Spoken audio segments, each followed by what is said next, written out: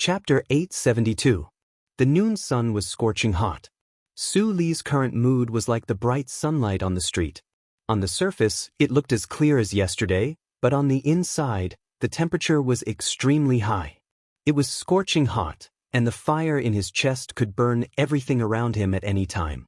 Zhong Huoyan didn't see the note, but she could feel the change in the mood of the man beside her, especially the sense of danger. So she didn't ask, but obediently followed his footsteps, walking quickly on the streets of the slums. When they arrived at the Great Master Fan Mansion, Su Li took her in and handed her over to the Great Master. He didn't explain anything, just whispered a few words to her, then turned around and left. He believed that even if someone was following him, they wouldn't have the ability to break into the White Courtyard and cause trouble. The next thing he had to do was to get rid of those who might be hiding in the shadow of the locust tree. Those who disguised themselves as street vendors, or beggars who were street vendors in the first place, had to get rid of them. Although he wasn't Chao Qiuda or Shi Qinghai, it wasn't difficult to get rid of those who were following him. Because of his rich experience, the people he learned from in the past were too fierce. Whether it was the Empire or the Federation, whether it was the Imperial Intelligence Agency or the secret department called Small Eyes, they could only watch as he turned into a ghost in the night and disappeared mysteriously, let alone these guys. Su Lu, wearing a casual hat that covered most of his face, walked back and forth through the busiest streets of the slums 3 times. After circling under the locust tree and willow tree, he was sure that no one could follow him. He silently left the smelly streets, followed a diagonal path into the lakeside park in the distance, and walked along the willow embankment towards the imposing Imperial Palace. He didn't walk into the palace when he was close to the black and blue palace wall. Instead, he walked along the wall to the west, passed through the spacious square, stepped on the automatic path, and slowly sank into the underground passage. The buildings near the square gave off an air of sternness and indifference, because these buildings belonged to the Imperial Military Newspaper, the Special Operations Department, the Ministry of Finance, and other important departments. Probably because of the pervasive sense of oppression in the air, there were very few pedestrians in the square and underground passageways. There were not even many nobles, and most of them were soldiers in dark imperial military uniforms, walking with stern expressions. Su Lu, who was wearing ordinary civilian clothes and had a hat covering his face, was naturally very eye-catching among these soldiers. Dozens of vigilant and suspicious gazes fell on him, but he seemed to be unaware of them as he slightly lowered his head. He silently looked at the constantly moving road under his feet, thinking about what he thought was important. He wasn't sure who the idiots were, but he was sure that some of the idiots were trying to threaten him by kidnapping Aunt Susan. They wanted to get some benefits from him. The question was, what exactly did those people want to obtain? Philip's secret or the secret of the star chart? If it was those people he suspected, with their ability, it was impossible for them to obtain this information, then what did they want to do?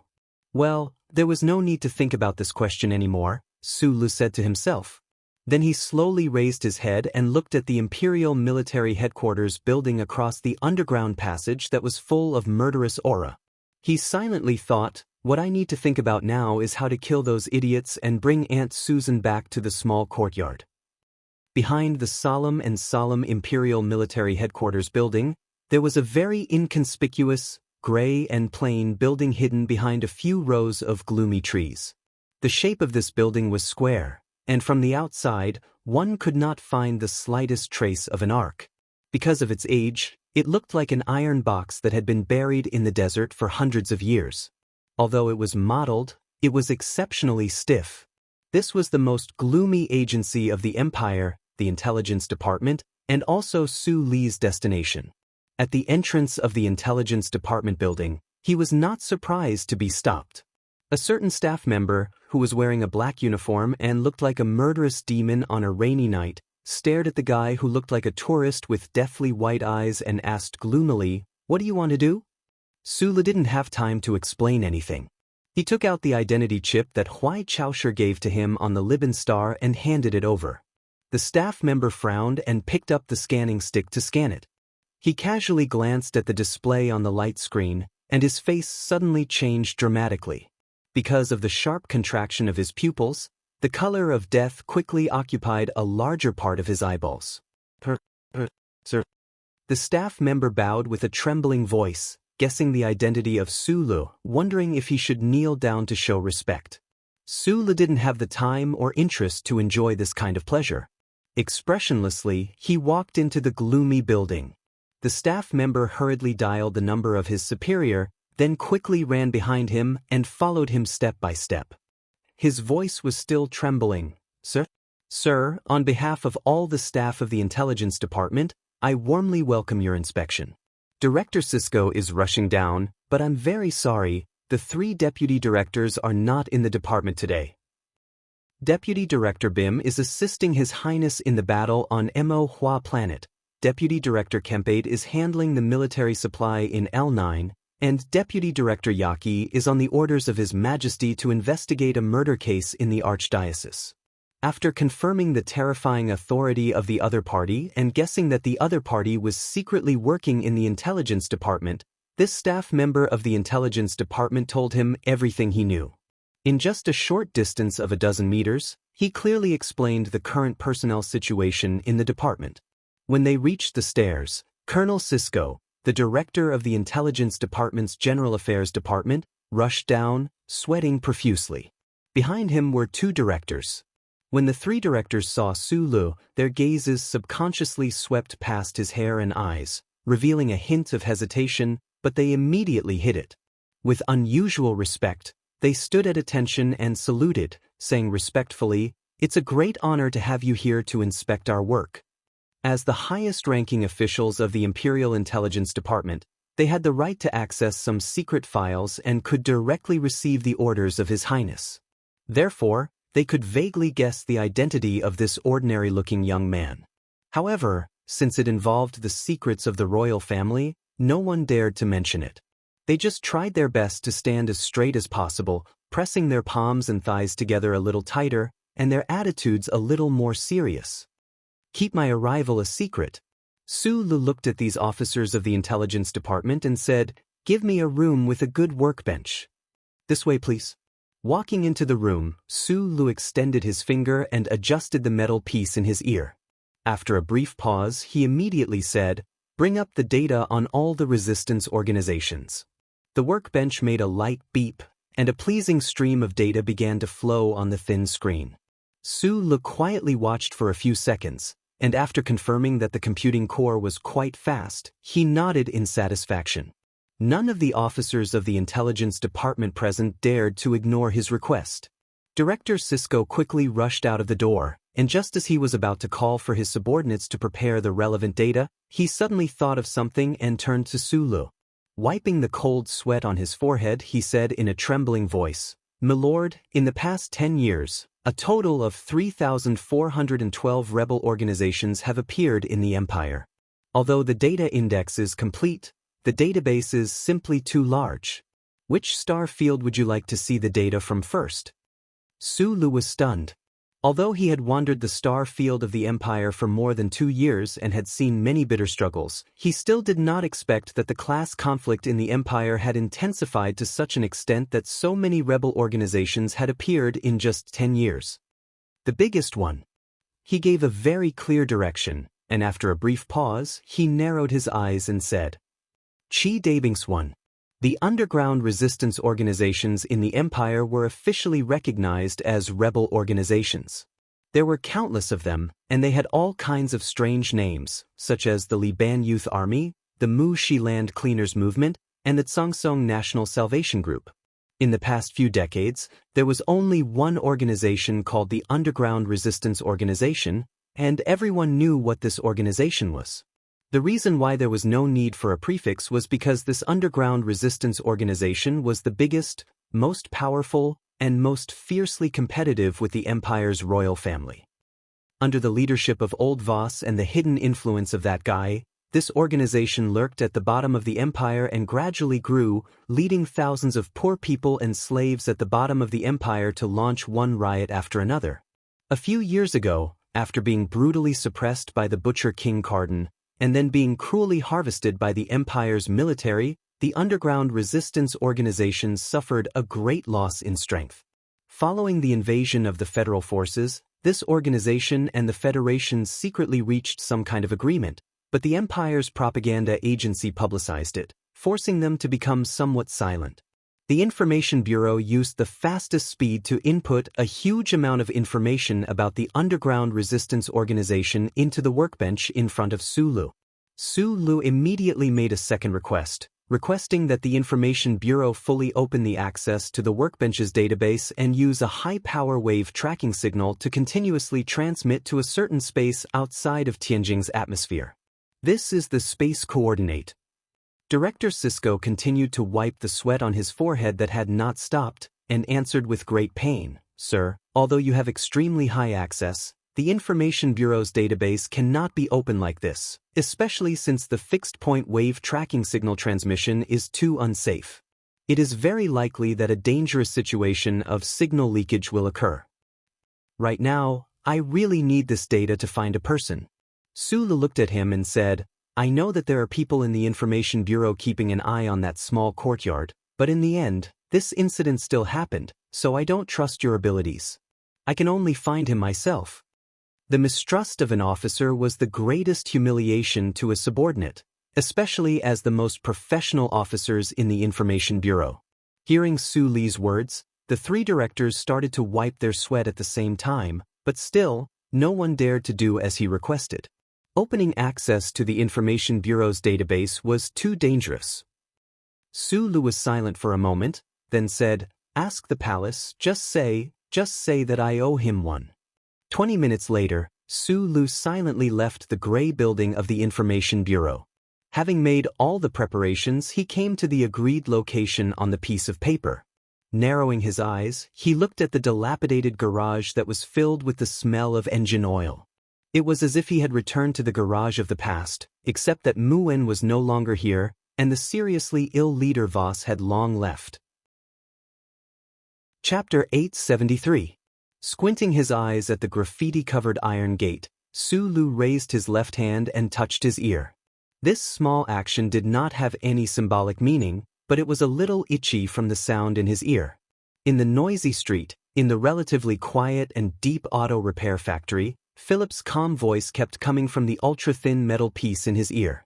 The tri-winged spaceship was tens of thousands of kilometers away, but the sound was enough to be heard clearly. After obtaining the data of the Imperial Intelligence Agency, Philip began to search for the possible strongholds of the underground resistance, looking for the follow-up of the kidnappers of Aunt Susan from the surveillance video. But until now, there were no concrete findings. Sulu had no choice but to keep the appointment. Philip, on the other hand, activated another part of the computing core. Using the authority he had just obtained, he directly remotely controlled several high-sensitivity military satellites outside of Tianjing planet's atmosphere and stared at the street. After leaving the Federation, Sulu removed the chip from his neck and did not install it again. His communication with Philip changed to direct voice communication. Although there was no precise data grid in his left eye, he was already used to this method and did not want to change. Philip monitored that there were about 30 armed soldiers in the auto repair factory. In addition to a large number of semi-automatic rifles, there should be a few boxes of high-powered weapons hidden under the roof of the roof. Sulu slowly raised his head and squinted at the worn-out corner of the roof of the third floor, guessing in his heart how the other side would deal with him. Do we need to inform the Imperial Intelligence Agency about this stronghold? Philip asked, or rather, he gave his own suggestion. In his opinion, with the support of his data, the Imperial Intelligence Agency could easily destroy this auto repair factory. Sulu shook his head. Before Philip found Aunt Susan, any action should be cautious. And because of some of the past experiences and kindness, although he was angry at this time, it was difficult for him to make the decision to directly help the Imperial Intelligence Agency to deal with the resistance. The iron gate that was only opened a crack slowly opened, and a faint smell of engine oil appeared in front of Sulu along with a mechanic covered in grease. Today, Chi Dabing was wearing a gray auto mechanic uniform, but he was still as cold and proud as when he wore the Empire's military uniform. He looked down at him condescendingly and said coldly, "You finally appeared." Sulu frowned slightly as he looked back at him. This fellow did not have the self-awareness to work underground at all. His domineering aura was simply courting death. However, Sula had to admit that this expert, who had once fought to the death with him in the underground sewers and had even left a mecha for him outside Masterfan's manor, seemed to have matured a little after these few years. Although his gaze was still sharp, there was more or less the air of a leader. Why? He didn't beat around the bush and asked directly. If I don't use this method, will you appear? It has already been a week since you arrived on Tianjing planet, yet you have never thought of taking the initiative to contact us. Qi Dabing's expression was cold. With a trace of disdain, he said, "You are a coward. You only know how to escape. Where did your so-called bravery and justice go? Do you still remember what you promised us in front of that old man in a wheelchair in that auto repair factory a few years ago? What do you owe us?" Sulu was silent. He thought of Leader Voss in a wheelchair that year. He thought of that rather pleasant conversation. He thought of those resistance fighters who had died beside him when he was escaping from Tianjing planet. He forcefully suppressed the gloominess in his heart and asked softly, "Tell me your demands. What will it take for you to let him go?" Qi Dabing didn't answer this question. He lowered his gaze and stared at his wrists. Suddenly, he frowned and asked, "What about that watch?" "I threw it away," Sulu replied. "Threw it away?" Qi Dabing's brows slowly furrowed. He asked with an oppressive aura, "That was the only memento that teacher left for me. You shamelessly snatched it away, and you actually threw it away just like that?" Sulu extended an index finger, looked at him, and replied, "You have to understand one thing. That is my watch. I can do whatever I want with it." Qi Dabing was silent for a moment and didn't say anything else. He raised his right arm and gestured for him to enter. He said coldly, "Someone will answer your questions later." Sulu saw the cold, killing intent in his eyes. He was naturally not afraid, but he was a little cold that the other party didn't hide it at all. It was just like the contempt and ridicule from before. "I thought you were already the leader of the organization. It seems like you haven't been doing well these few years." Since the other party didn't hide his hostility or even his killing intent, Sula naturally didn't mind reviving the harshness of his youth and using words to make the other party unhappy. Walking from the auto repair factory into the building, Sula saw a lot of young and old repair workers along the way. He didn't know if they were wearing bulletproof vests under their oily overalls. He didn't know if they had calluses on their hands from repairing cars or pulling triggers. These resistance fighters still retained their former special colors. Regardless of age, they all looked extremely strong. Their stiff faces and calm eyes revealed different emotions. They watched Sulu walk in front of them. Some showed vigilance, some spat to show disdain, and some smiled and even waved to him. Although his heart was filled with worry for Aunt Susan and some kind of anger that was about to erupt from the volcano, Su Li's mood gradually calmed down when he saw the resistance fighters smiling and greeting him. He nodded and greeted these old friends who had fought side by side with him in the rain. "Welcome." In the innermost room on the second floor, there were 5 people sitting. After Qi Dabing brought Su Lu through the door, under the leadership of an old man, everyone stood up at the same time to welcome him. The old man's attitude was gentle and warm. He opened his arms as if he wanted to give Su Lu a hug. Su Lu stood in place and didn't go forward to hug the old man. After slightly bowing his head to show respect, he directly said, "I don't think this is a good way to welcome you. And I can't believe that the resistance group after Leader Voss would be so shameless as to kidnap an innocent woman at the bottom of the hierarchy." A trace of embarrassment flashed across the old man's wrinkled face. He apologized in an extremely sincere tone. "Please allow me to apologize to you on behalf of the organization." In fact, this action didn't get the consent of most of the committee members. But since it has become an established fact, we have to bear the consequences of this immoral action together. In fact, we understand your current difficult situation very well. We thought that it would be difficult for you to make the decision to contact us, so we were forced to use this method. I hope you can understand after hearing our explanation. Hearing this, Qi Dabing raised his eyebrows slightly. He immediately returned to his indifference and sat down next to the old man.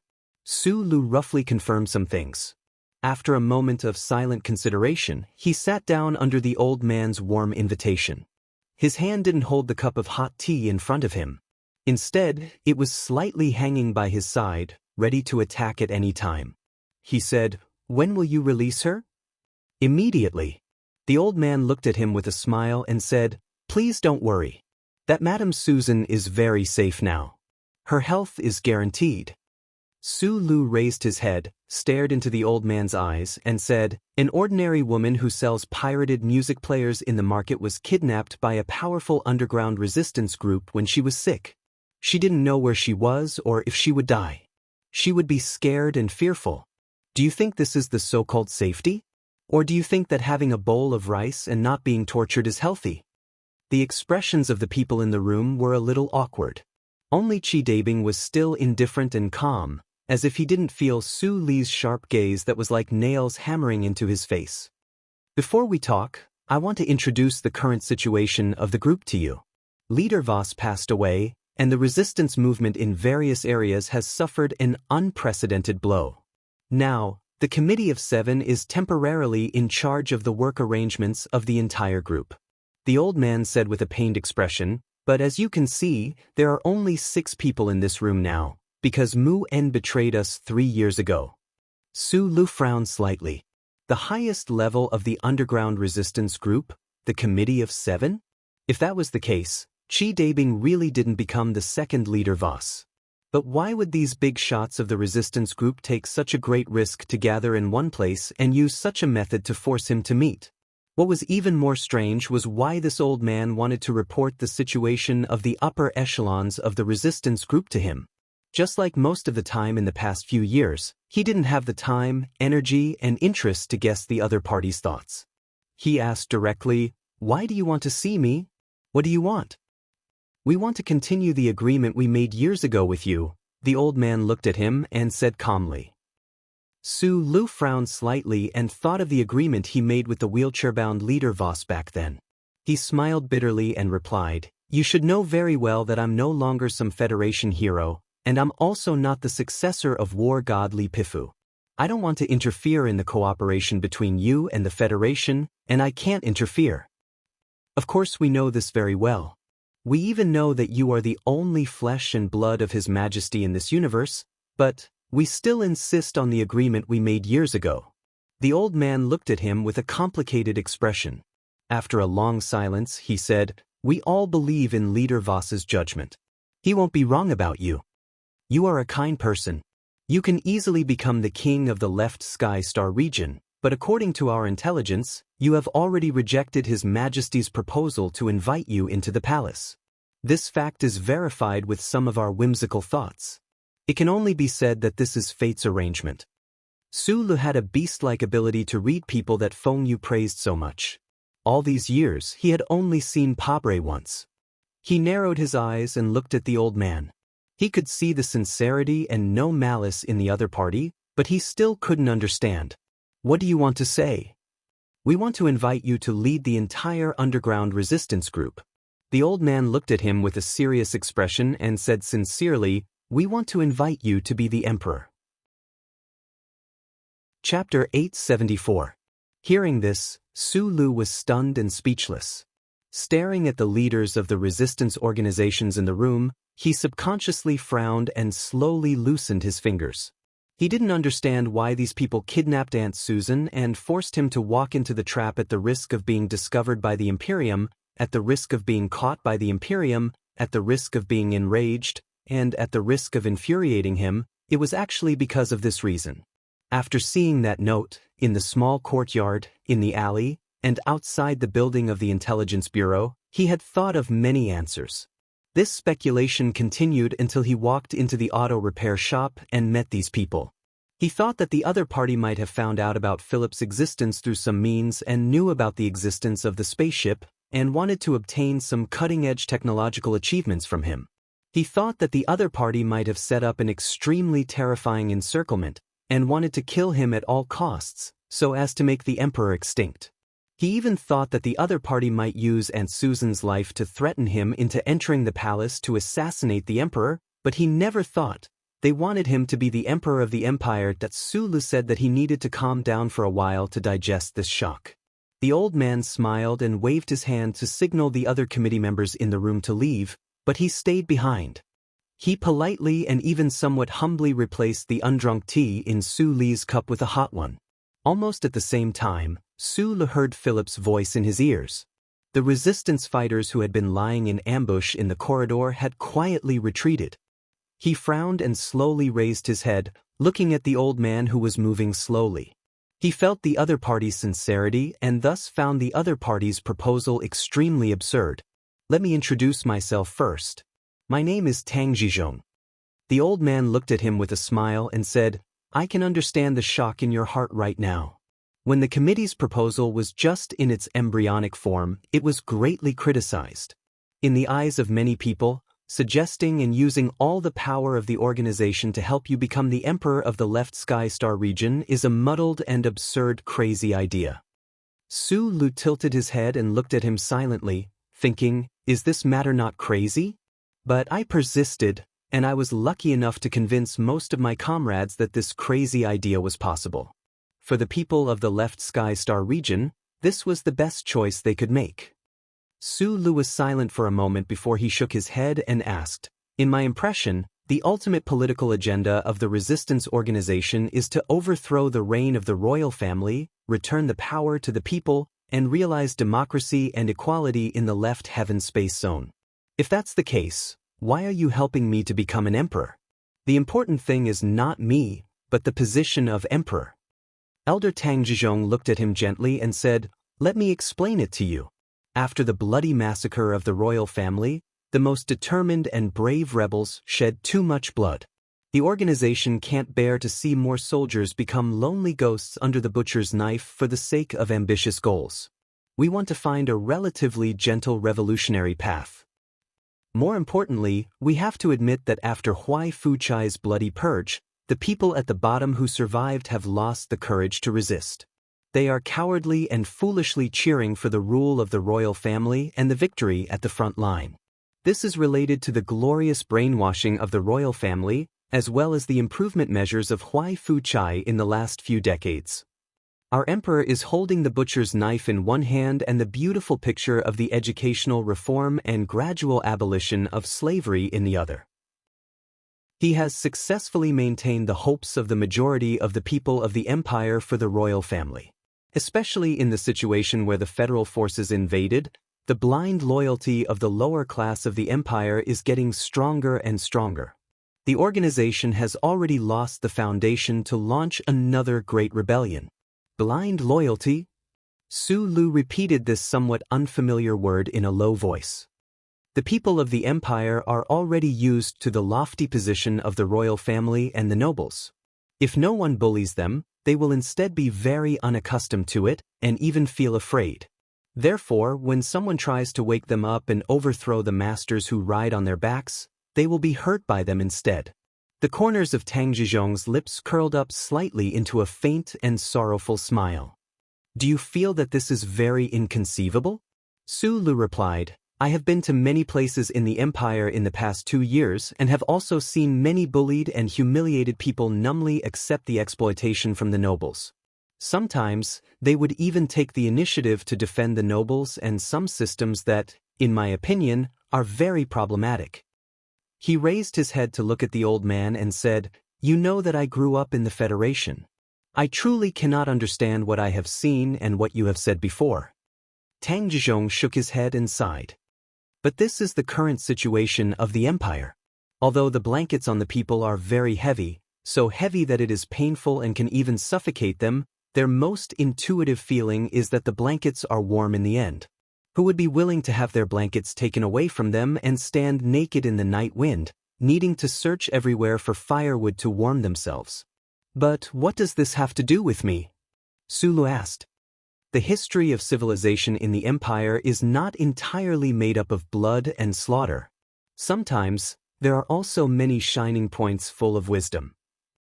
For example, more than 3,000 years ago, there was once a political school on planet Yellow Disaster. They once wanted to establish an experimental system, but unfortunately, The royal family at that time did not give them the opportunity and responded mercilessly with bullets. What is that? The false monarch republic. Su Lu once again heard a political term that he had never heard of before.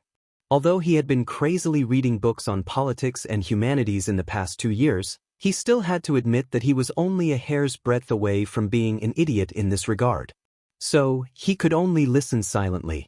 Tang Jizhong looked at him and gently explained, the false monarch republic can actually be understood as a kind of dual power system. The empire still has an emperor who is still hereditary and has the right to appoint the cabinet. The legislative and supervisory power is exercised by the parliament, and the parliament is elected by the people regardless of race or class. However, the emperor has the right to veto. After giving a very brief explanation, the old man took out an electronic document from the drawer and slowly pushed it across the table to Su Lu. He said, "This experimental political design of the predecessors and many key points of checks and balances are basically recorded here. When you have time, you can take a look." Su Li's fingertips lightly slid across the electronic document. Looking at the complicated clauses, he frowned slightly and directly asked the most important question, whose orders does the military obey? The military is strictly prohibited from interfering in internal affairs. The right to declare war is given to His Majesty by the Parliament. Who are the powerful organizations in the empire accountable to? For example, the police. Su Lu looked up at the old man and asked, if the cabinet is appointed by the emperor, then he naturally has the most powerful armed forces in the empire. How does the parliament keep him in check? There is relevant content in this document, Tang Jizhong said. While you are reading, I would like to explain to you why I insist that the false monarch republic is very suitable for the current empire. Keeping the monarchy, keeping the dignity and glory of the emperor, will make it easier for the nobles and the people who are loyal to the royal family to accept it. It will unite the people to the greatest extent so that the empire will not fall apart because of the turmoil of the regime change and become a dish for the people of the federation. As for the parliament that has the legislative power, whether or not it will be full of nobles, slave merchants who bribed people, or the most shameless political opportunists in the first few decades, as long as these people have power and are used to the wonderful taste of confrontation with the emperor, it will be difficult for them to get rid of it. They will do everything they can to protect the system, even if it is at the cost of their reputation and lives. After developing in this way for several decades, a whole generation of young, intelligent, and courageous people who are good at fighting for political rights will appear in the empire's society. With the injection of this new blood, the false monarch republic will gradually become a reality until true democracy is finally realized. Su Lu listened to the old man's overly simple and fairy tale-like deduction. She quickly flipped through the information in her hands. Her brows furrowed tighter and tighter. She said, according to the design in the information, the emperor of the empire will simply become a sacred symbol without any actual power. Tang Jizhong smiled and said, keeping the emperor's throne is based on respect for history and the feelings of the people of the empire over the countless years. Since the symbol is sacred, it will also receive the respect of the people. Su Lu shook his head and said, no emperor will be willing to give up his power.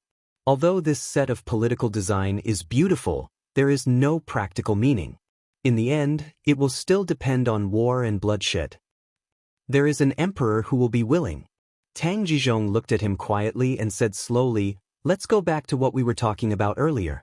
If you were to become the emperor, would you order the Iron Blood Army to return to Tianjing planet and massacre the parliament because of your greed for the power in your hands? Su Lu remained silent and did not reply. You are the first person in history who has not received any education in the empire and is naturally resistant to exploiting and suppressing the people at the lower levels. Compared to the dark and decadent Baijin Hui clan, you are a blank piece of paper. You can draw the most beautiful picture for the empire as you wish. The wrinkles on Tang Jizhong's face gradually smoothed out, but his voice became more and more impassioned. There was an irrepressible joy in his hot-bloodedness. He looked at Su Lu and said seriously, the document in front of you is a great opportunity that fate has bestowed upon the people of the empire. It is a great change that has never happened in the left sky star region for countless tens of thousands of years. As long as you agree, we will help you return to the palace at all costs and even the lives of all of us to become the next emperor of the empire. We only hope that in the future, you will remember the reason why we sacrificed our lives. The quiet room sank into a long silence. Tang Jizhong looked at Su Le quietly, waiting for his reply. Chapter 875. In these 2 years under the company of sunshine and rain, Su Le had read many books related to the history of the empire. He was often stimulated by the smell of blood and conspiracy behind those simple sentences. In the long years of the left sky galaxy, who knew how many families and geniuses had sacrificed their lives to the abyss for the title of emperor? However, only a few lucky people could achieve what they wanted. The path to the dragon throne was brilliant and full of thorns that pierced through iron shoes and luxurious clothes, leaving mottled bloodstains. Without a doubt, it was the most difficult path to walk in the world. However, this saying was not suitable for the current empire and him. As the only direct male descendant of the Huai family in Baiyan, this was his biggest advantage. He did not need to care about how the emperor viewed him, his own son. He did not need to be vigilant, shameless, or cold. He did not need to play the role of a repentant and obedient crown prince. He did not need to wear a hypocritical mask made of gold. He did not need to do anything and could easily return to the black and green imperial palace. Under the name of the crown prince, he secretly controlled the network and military force of the resistance organization and silently waited for the emperor to grow old and die. Then he would become the new emperor, the only master of the billions of people in the left sky galaxy. If the royal family wanted to give Su Le some kind of test, if Huai Fuchai needed some deeds to convince those unwilling distant relatives, then the credit of destroying the largest resistance organization in the empire would have fallen into his hands many years in advance with Elder Tang Jizhong's indifferent words. At that time, she, the only one who had the qualifications and ability to stop all of this from happening, would definitely remain silent. She would even indifferently control that terrifying peach miasma mecha and rampage through the left sky galaxy, taking down all the royal family nobles who dared to question this decision. This powerful princess, when she just found out about Su Le's identity, did not hesitate to take the risk and brazenly charge into the Federation. In front of the blood relationship between siblings, the position of emperor was not worth mentioning. As for the White Courtyard, which was hidden behind Baiyan's Huai's dynasty and appeared to be even more mysterious and powerful than the 7 great families of the Federation, it would probably be very happy to see Su Le become the ruler of this star region. Apart from their relationship, it was also related to Master Fan's passion for love and peace. Su Le sat at the table in silence. His hands, which were hanging by his sides, had already been placed on the table in advance. He subconsciously held the teacup. His brows furrowed tighter and tighter, and his eyes narrowed more and more perplexed. In a very short time, he used the mechanical logic of an engineer to deduce the other party's proposal and came to this conclusion. Just as Elder Tang Jizhong had said, as long as he agreed to their request and fulfilled today's agreement in the future, he would become the most famous monarch in history books. The left heaven starfield was like a class society that had been frozen for tens of thousands of years, ushering in a brand new era. This drama that no one could predict was about to unfold. However, a new era only meant change. No one knew if it was the best or the worst era. Furthermore, this change was so intense and had such far-reaching effects. Su Le couldn't help but sink into anxious and muddle-headed contemplation. He didn't know how to answer or how to choose, so he could only remain silent. Elder Tang Jizhong could feel his intense mental struggle, so he just waited quietly. He believed that the dead Vossen himself wouldn't misjudge the young man across the table. He believed that no matter how long he waited, there would eventually be a result, and it would be a very good one. The confrontation between the silence and waiting was forcefully interrupted by a sudden noise. As the wall creaked, the tightly locked door was violently pushed open. Qi Dabing walked to Su Le's side with an ashen face. He looked at Elder Tang Jizhong across the table and said in a deep voice, "We are all willing to sacrifice for our great ideals, But have you ever thought about why this person deserves our trust? Tang Zhizhong furrowed his brows and said, "Trust is something that can't be proven. I believe in your teacher, Voss, and my own judgment. Just because of this inexplicable trust, you want the entire organization, hundreds of thousands of brave warriors, to risk their lives for this person? Don't forget, he is the son of that tyrant Huai Fuchai. Although he grew up in the Federation, the filthy blood of the Huai family still flows in his veins." The veins on Qi Dabing's neck popped out. He waved his arms and asked angrily, "Even if he is worthy of our trust now, what will happen after we push him onto the throne? 3 years ago, you told all the comrades that position can change people, and unrestricted power can corrupt the noblest sentiments of humans. Therefore, you objected to me taking over the position of the leader of the organization, and instead created this so-called Committee of 7. Fine. I believed that you were doing it for the sake of justice, so I accepted the decision of the organization. Then what about now? Why do you believe that the position won't change this guy after he becomes the emperor of the empire? Why do you believe that the unrestricted power of the emperor won't corrupt him? There are many comrades like me who are willing to sacrifice, but we are not willing to make such meaningless sacrifices."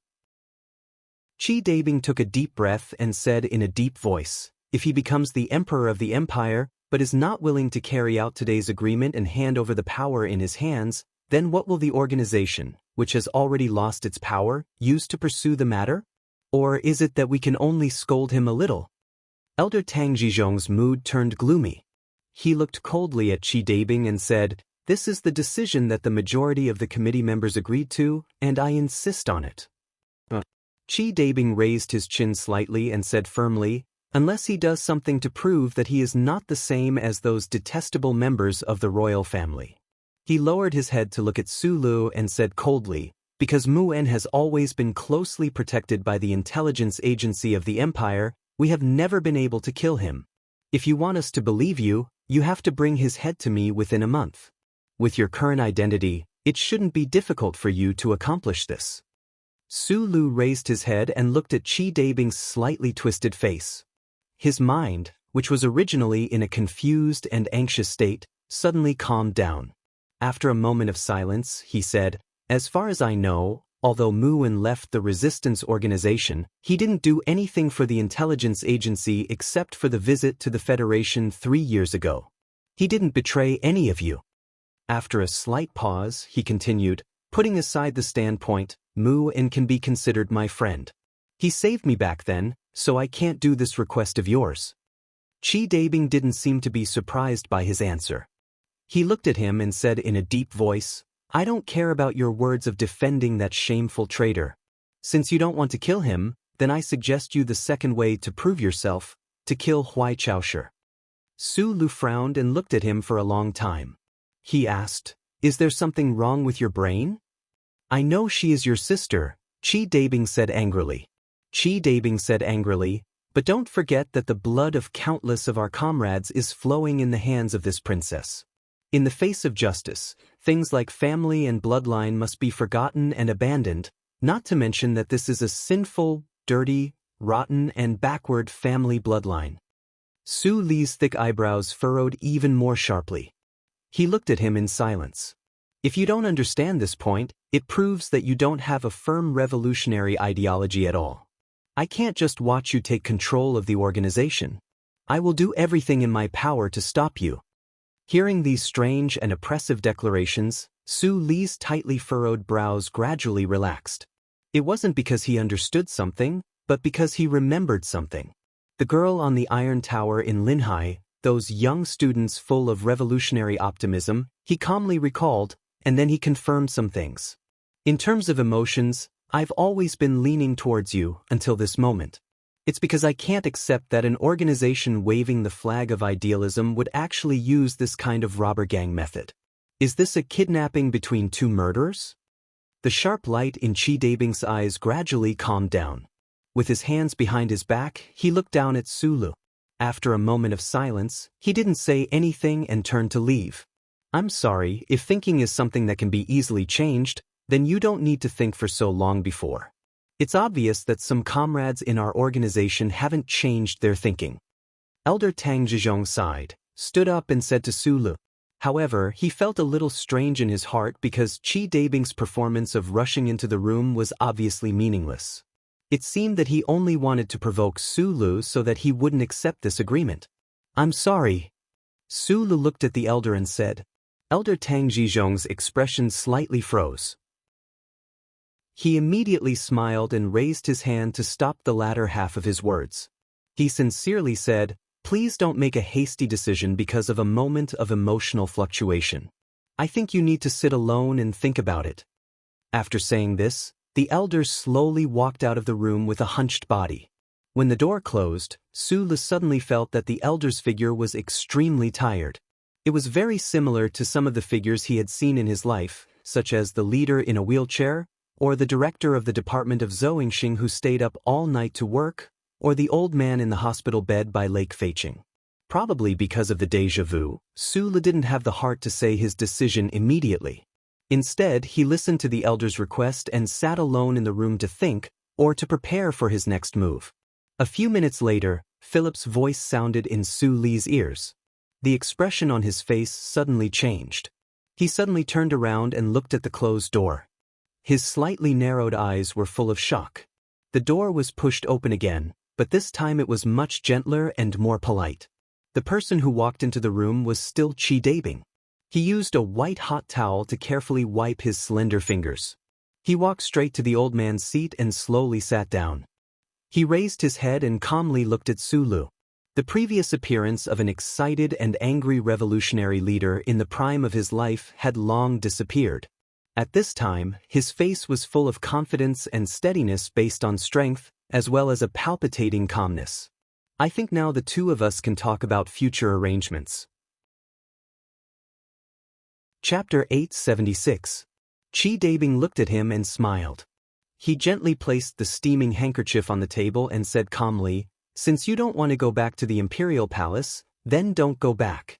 Since you don't like the Empire, then don't stay in the left Sky Star region. Although you can't go back to the Federation, I think Bermuda is still a good place to go. I believe that with your ability, you will have a great time in that paradise of adventurers. Of course. The smile on his face gradually disappeared. He said seriously, the organization will definitely launch a continuous hunt for you. But to be honest, people like you and me won't be killed so easily. Besides, you have the help of that princess. Su Lu listened quietly. He narrowed his eyes and looked at him. Suddenly he said, You killed him? Qi Dabing's expression froze slightly. Then, he said calmly, a revolution has always been a life and death movement. It is a storm, not a light breeze or drizzle. A revolution is a baptism.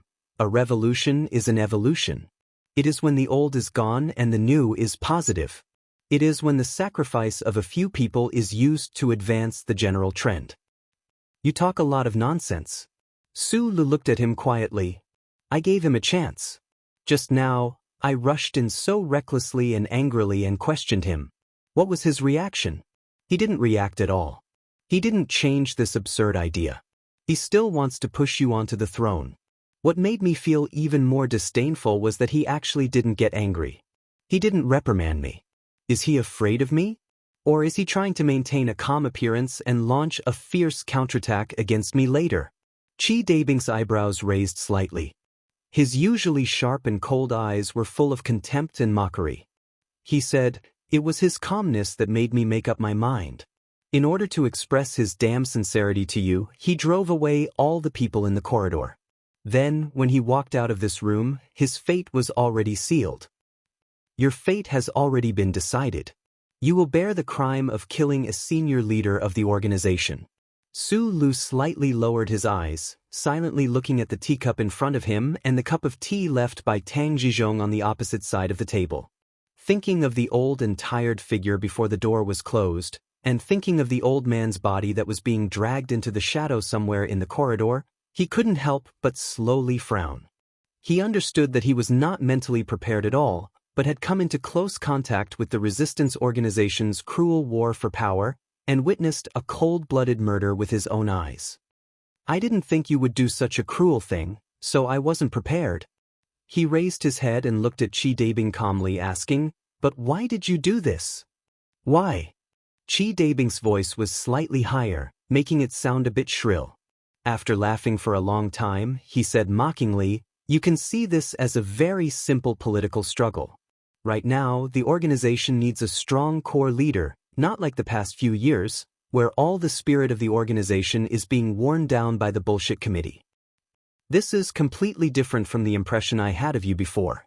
Sulu looked into his eyes and said seriously, "Using a centralized method to fight against the centralized rule of the empire? Using lies to fight lies? I hate this method very much, and I believe you want more than this." Hearing this, Chi Dabing was silent for a long time, and somewhat irritably grabbed the wet towel and threw it to the corner of the table. He frowned and said, "Of course, I want more things. You probably don't remember, many people in the organization have deliberately forgotten this." He raised his head and looked at Sulu, laughed self-deprecatingly, and said, "My surname is also Huai. I am a marginal descendant of the Huai royal family in Baiyan." "So?" Sulu looked at this indifferent face and continued to ask. "The war on Mo Hua planet is very fierce. The whistling bullets do not have eyes that discriminate between classes. For them, there is no difference between the royal family and the slaves. In my opinion, the possibility of Huai Chaosher dying in the hands of the federal army is very high. As long as this princess dies, that tyrant in the palace will have no more descendants. At that time, with the full support of the entire resistance organization, I will reveal my royal identity to the entire universe and contact the important officials of various departments through the spies hidden in the government. At that time, I will raise my arm, and no matter if it is the people at the bottom or the nobles, they will have no other choice but to elect me as the emperor." Chi Dabing described his plan with a cold expression. His eyes were indifferent, but some kind of invisible wildfire could be faintly seen burning in his eyes. "Back then, teacher nurtured me, and leader Voss valued me and chose me as his successor. This had a lot to do with my royal identity. I even thought that when I was young, they had arranged my life this way, and I was very willing to accept this arrangement." Chi Dabing's tone suddenly turned cold. He stared at Su Li's face and said gloomily, "However, back then, when you first appeared on Tianjing planet as a fugitive from the Federation and were imprisoned in Master Fan's manor, teacher, who rarely contacted me, actually did not hesitate to expose my identity to save you. Voss, that old fool, even placed the entire resistance organization's future on you. He did not hesitate to bear the crime of betraying the country just to cooperate with the Federation. Until now, you have actually become the Empire's only successor. Everything changed overnight. That dead old man and the stubborn political speculators in the committee all felt that their chance had come, and they chose you. But you asked me why, and I also want to ask you why. Why did you appear in front of me? If fate had chosen you, then what about me? Why do you also have such dirty blood flowing in your body? Why did you appear and take everything away from me when I had already accepted this arrangement of fate?" Chi Dabing suddenly stood up, and his sharp gaze pierced through the spreading wildfire. He stared at Su Li's face and roared angrily and coldly. "The Void Lord Republic wants someone to be the emperor? I should be the one to do it. My surname is also Huai." Sula looked at him quietly as if he was looking at a lunatic. Then he said, "You are a lunatic. You want to overthrow the emperor's rule, but in the end, you only want to be the emperor yourself. Then what about your revolutionary will? What about your baptism? What about your storm? What about your evolution? Why is this not okay?" Chi Dabing looked at him mockingly and asked in return. After a moment of silence, Su Lu said directly, "As long as I am alive, then of course not. For a person like you, even if you continue to live, I will feel disgusted when I think of looking up at the same starry sky as you, let alone being the emperor. You are indeed very righteous." Chi Dabing looked at him with a faint smile and said mockingly, "But what can you do? You don't dare to kill me. The more righteous you are, the less you dare to kill me. Whether that fat woman is worth you giving up the throne or not, in order to play the role of righteous you have always been, you can only do as I say." Of course.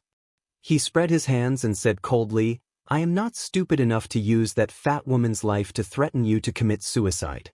I only ask that you leave and never talk about today's content. Su Lu sat silently by the table. He had no intention of getting up, nor did he open his mouth to speak. Chi Dabing frowned slightly and pointed at the small window behind him that was about to welcome the setting sun. He said, I will give you one last chance. Jump down from here and immediately leave the empire. Then I will let her go. Su Lu raised his head and squinted at his face. He said, I will give you one last chance. Immediately let her go, and then let the rest of the people in the building go. I will not participate in the internal struggle of your organization. Chi Dabing looked at him like he was an idiot. He said, you should understand one thing. Right now, only I have the right to threaten you. You don't have any means to threaten me. Su Li's shoulders sank slightly. The hand that had been holding the teacup slowly moved away from the table. Their palms were facing each other. He looked at him and said, I am threatening you with your own life. Then, I want to tell you something that very few people know. I have never been threatened by anyone since I was a child. Chi Dabing suddenly felt that the atmosphere in the quiet room had become somewhat heavy. It was clear that his most trusted subordinate had taken control of the entire floor, so no one should be able to disturb the negotiation here. He frowned and said, as long as a person is alive, they will inevitably be threatened, because they will always care about some people or things. But I have always refused to enter such a situation. Su Lu replied, you don't know how hard my life has been. If I had to accept threats, I would have died countless times. My enemies in the Federation know this very well, so they have never dared to use my friends and family to threaten me. Once they fail, they will face a very terrifying me. His voice was very calm, as if he was narrating a very ordinary fact. Chi Dabing's gaze became extremely vigilant, because he heard some kind of unshakable will. A strong will came from a strong fact. Back in the Federation, Madame Macho in the back of the mountain had tried to use Su Lu to threaten Su Lu. Su Lu had stepped on the snow in Charter Square for a night and used Madame Zhong to resolve this situation. Then he had infiltrated S2 to kill Macklin, destroying the plan that Madame Tai had planned for a long time. During this process, he had never thought of accepting threats. After being threatened by those big shots once, his family, friends, and lovers would constantly be in danger because of him. Su Lu absolutely could not accept this situation, so he used this method to express his attitude. Since then, all of his enemies, including President Pabre, had to think for a long time before making a move against people related to him, and they had to endure great psychological pressure. What you are doing today is actually something that Huai Chaosher has done before. Back then, when she and I were imprisoned in Master Fan's manor, she tried to use Aunt Susan to threaten me to surrender, but I did not agree, and she did not dare to make any further attempts. Do you know why? Because I said something to her. Because I hate being forced to do certain things. If you force me into a corner, I will become a dog, a mad dog. Su Lu stood up from the table, looked at Chi Dabing expressionlessly and said, Today, I will repeat to you one more time. If you dare to harm Aunt Susan, I will become a dog that salivates fiercely, stares at your calf, and will do anything to take a few bites. I will bite you until you are full of wounds, oozing pus, and your whole body rots to death. Chapter 877. Su Lu stood up and continued to provoke Chi Dabing, who was sitting across the table, with his deliberately cold expression and crazy words. His calm gaze was like the surface of a lake that had not been blown by the wind, but it also showed signs that it could move at any time. When his gaze landed on Chi Dabing's coat, it was as if he could see the gun inside. The man across the table was very strong. Although Su Lu had won twice in the underground sewer and in the auto repair factory, he would never underestimate this person. The royal blood in Chi Dabing's body was somewhat thin, but it was still enough to support him to cultivate 8 rice jinchi. What made Su Lu even more vigilant was that he was another student of Fengyu. If measured by data, this man should be the strongest man in the younger generation after the 3. How could he knock him down without alerting his subordinates outside the room? Su Lu repeated Mad Dog's declaration in a cold tone, but his mind was doing fast calculations. He knew that he had to be fast. After calming down his opponent's mind, he would succeed in one strike. He was like a stray dog wandering by the side of a mine. When he saw food, he would rush up with ferocious determination and bite down hard, never letting go. When he just spat out the word "frit" from his thin lips, his hands calmly pressed on the table, his shoulders slightly lowered, and his body relaxed. When there was no sign that he was going to make a move, he suddenly made his move. The 5 fingers of his right hand suddenly spread open like the torn pages of a fan. With a whoosh, he grabbed the teacup in front of him. Chi Dabing seemed to be stunned by his fierce words, but in fact, he had been calmly watching all the subtle movements of his body, especially the teacup in front of him. So the moment Su Lu made a move, he made the fastest reaction. He didn't call for his subordinates outside the room in vain. Instead, he used his right hand as fast as lightning to pull out a pistol and aimed the black muzzle between Su Li's eyebrows. His index finger was on the trigger, and he didn't hesitate to press it down hard. He was very clear about Su Li's ability. He knew that once he made a move, it would be a matter of life and death. Therefore, his actions were very straightforward, without any hesitation. He didn't care about the consequences at all. He just wanted him to die. When the cold gun barrel was aimed at the space between Su Li's eyebrows and was about to shoot, Su Li's 5 fingers had just touched the edge of the teacup. His fingertips could only feel the coldness of the tea that penetrated the wall. It seemed that death was imminent. However, Su Lu never thought of using the teacup in front of him to buy time. His target was the teacup across the table, the one that also contained the cold tea that belonged to the dead Tang Zhizhong. An invisible force whizzed out from his fingertips and instantly broke through the distance between the table and accurately hit the small porcelain cup. Accompanied by a crisp sound, the teacup seemed to have received some kind of shock and jumped up in fear. It whistled through the air and viciously smashed into the black hole of the muzzle. But, with a dull and monotonous sound, the bullet shot out powerfully, but it was far away from the target. The tube-shaded green tree in the corner suddenly shattered. Chi Dabing's pupils shrank as he looked at the figure that swept across the table like a mad tiger and whizzed toward him. He made a calculation in his mind like lightning.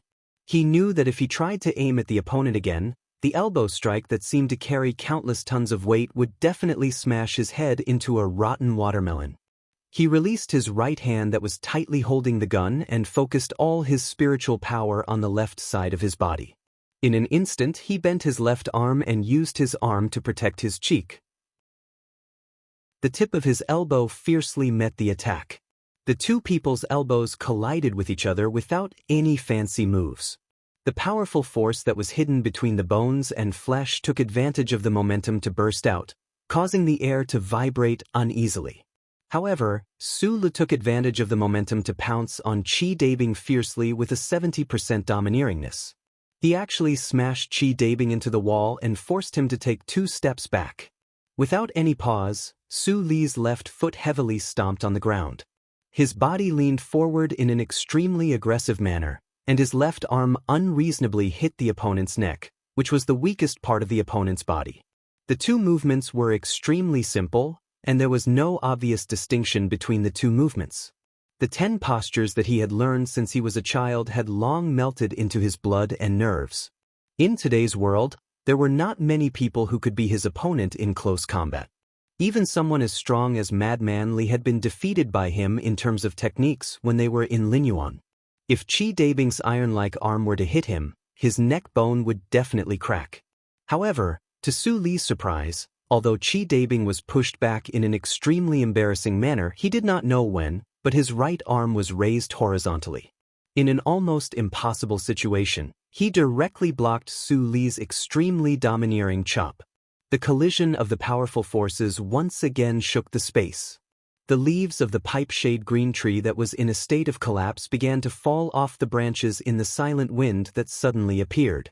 Su Li's pupils shrank slightly. His opponent seemed to have guessed what his next move would be in advance. No, it should be said that Chi Dabing's body instinctively sensed what his next move would be. In an instant, he thought of a very important problem, and his mood suddenly became a little cold. His opponent was Feng Yu's student, so he must be very familiar with these sharp and terrifying close combat skills. He might even have practiced them for a longer time than him. Because of his cold mood, his fighting spirit increased. Su Lu expressionlessly crossed his legs and directly approached Qi Dabing. His 3 fingers formed a thorn, and with a strange twist, he went straight for his opponent's throat. Qi Dabing, who was very close to Chu Yunxing, narrowed his eyes. He raised his right knee to protect his lower abdomen, and his left palm turned into an iron door, blocking his throat. Like a blunt knife cutting into the old skin of a rhinoceros, or like a thick dictionary hitting a person, Su Li's fingers fiercely cut into Qi Dabing's palm, making a muffled sound. Purple blood seeped out from his palm, and his knuckles also became a little pale, and it was difficult for him to go any further. The battle continued. Elbow to elbow, kneading. In the extremely narrow space near the window, the 2 people were doing the sharpest and most ruthless close combat in the smallest area. The air was torn, rolled, and then torn again. Every part of their body became a terrifying weapon. No matter if it was the elbow, the knee, the snap of the fingers, or the head, they were all like steel and iron, piercing each other like needles. All of them had the blood of the empire's royal family flowing in their veins. They all had the same teacher, close or distant. All of them had inherited the close combat skills of the Li family of Philadelphia. They were either fierce or ruthless. This kind of battle was definitely not very exciting to watch, but it was definitely the most dangerous melee battle. This kind of battle started suddenly, and often ended very quickly as well. It was even faster than the people involved could imagine. The pistol left Qi Dabing's hand, and at this time, it finally fell to the ground, making a crisp sound. Su Lu and Qi Dabing's bodies approached each other in a strange posture. Their right legs were like steel, deeply embedded into each other's center of gravity. Then, the 2 twisted their knees at almost the same time. Their feet still didn't leave the ground, but their knees fiercely hit each other. The dull sound of collision suddenly sounded, and the pants on the 2 people's knees shattered at the same time. They didn't know how many times the 2 iron knees had hit each other in a flash. Qi Dabing's face was pale. He felt the sharp pain coming from that place and knew that the knee's cartilage had been broken. His body leaned forward powerlessly. However, this accidental change that seemed like he had lost his balance and could only admit defeat gave him an opportunity to turn the situation around. He suddenly bent his right arm and used the height difference to avoid Su Li's left arm. He drew the straightest line in the air and used the tip of his elbow to fiercely smash Su Li's shoulder. Su Li's left shoulder seemed to have an extra mountain. He seemed to hear the surface of his shoulder blade crack. His waist and abdomen couldn't withstand such a huge force. His left leg suddenly went soft and he squatted down. However, his eyes were still bright as he stared in front of him. Taking advantage of the squatting position, Su Lu pulled out the military knife hidden in his boot at lightning speed and fiercely stabbed it into the open and defenseless chest in front of him. With a poochie sound, the delicate and sharp military knife pierced through Qi Dabing's palm that had come to block him based on his battle instinct. It stabbed into his waist and directly cut through the muscle fibers in that area. It even pierced through the vertebrae behind his waist and directly broke his nerve bundle. Almost without any pause or hesitation, Su Lu pulled out the military knife as fast as he could and once again stabbed it diagonally into Qi Dabing's body. The military knife accurately pierced through the gap between the ribs and the soft lobes of the lungs. The sharp tip of the knife reached the edge of the heart. At this time, the intense pain from the nerve bundle was transmitted to Qi Dabing's brain. His face was extremely distorted. He instinctively wanted to scream, but it was blocked by a thick and strong palm. "Don't scream." Su Lu half squatted on the ground and looked at Qi Dabing, who was leaning against the wall and slowly sliding down. His left hand covered Qi Dabing's mouth so hard that his veins were exposed. With a poochie sound, Qi Dabing spat out the blood that he had been holding in his chest. He quickly took a few deep breaths, and his pale face slightly recovered. The sharp military knife in his right hand was still deeply stabbed into Qi Dabing's body. The scene looked a bit bloody and strange. Qi Dabing's face was ashen as he leaned against the wall. He looked at the military knife under his ribs with the corner of his eyes. He imagined that the sharp tip of the knife could pierce through his heart at any time. He was terrified and started to cough. Blood spurted out of his mouth from his lungs to his trachea like fireworks. He forcefully swallowed a mouthful of sweet saliva and looked at Sulu, who was squatting in front of him. He said with a trembling voice, "You can't kill me. No one knows where she is. If you kill me, you will regret it for the rest of your life. Tell me where she is." Su Li's hand that was holding the military knife was very stable. Even if Chi Dabing coughed violently, he did not let the tip of the knife pierce through his heart. He said, "If you don't tell me, I will kill you. If I tell you, you will still kill me." Chi Dabing smiled bitterly. "For the same reason, even if I agree to your conditions, you will still kill Auntie." Su Lu said, "If that's the case, I might as well kill you first and then go find her." Chi Dabing fell into a great panic. He had never thought that there would be a person in the world who would not be threatened like Sulu. He clearly cared about that fat woman so much. Why did he dare to do this? Su Li's expression suddenly became serious. He covered his ears with his left hand and said, "You found her? Inform them." Then he looked at Chi Dabing and said an address. Hearing this address, Chi Dabing's body stiffened. He knew that he could no longer use Susan to threaten this small-eyed man. He rolled his eyes in despair and suddenly said hysterically, "Teacher will not let you kill me. Don't forget that I am also teacher's student. We are from the same school." After a moment of silence, Su Lu said with an expressionless face, "You are his student. I'm just a worker. As for the same school, we are from your mother's school." After saying this, he pushed his right hand and the sharp military knife directly pierced through the man's heart. Chapter 878. Su Lu pulled out the military knife. His face was still expressionless, but when he heard the spluttering sound, his brows slightly furrowed.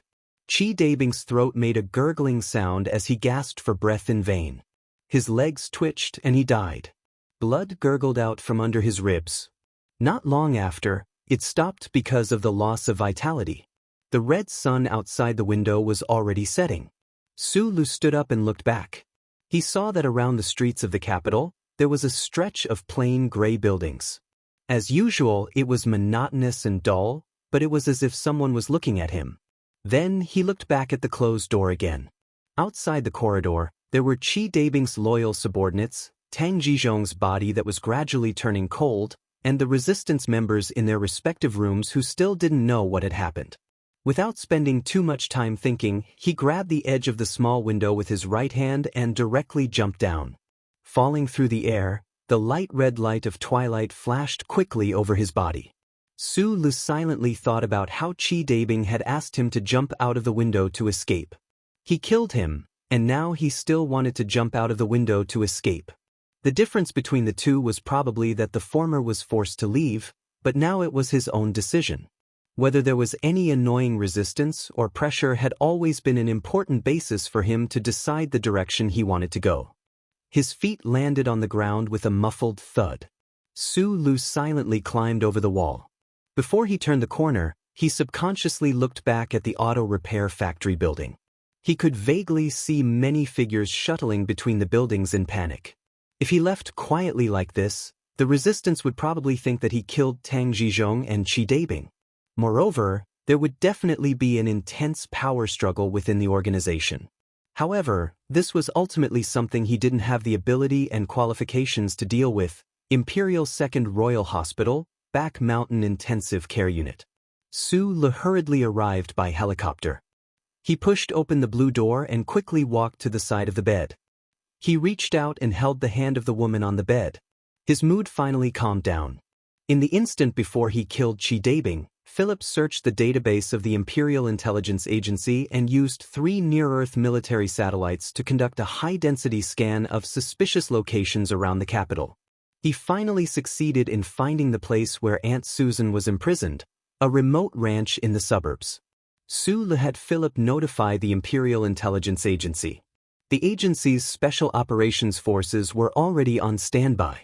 Now that they had the specific location and the enemy's layout, they parachuted into the ranch like tigers and wolves. It didn't take much time to rescue the aunt, and no one died in the entire operation. It was just that Aunt Susan had caught a cold the night before and was greatly frightened today. Her body was very weak. After she was rescued, she was directly sent to this luxurious royal hospital, and she was injected with sedatives. A.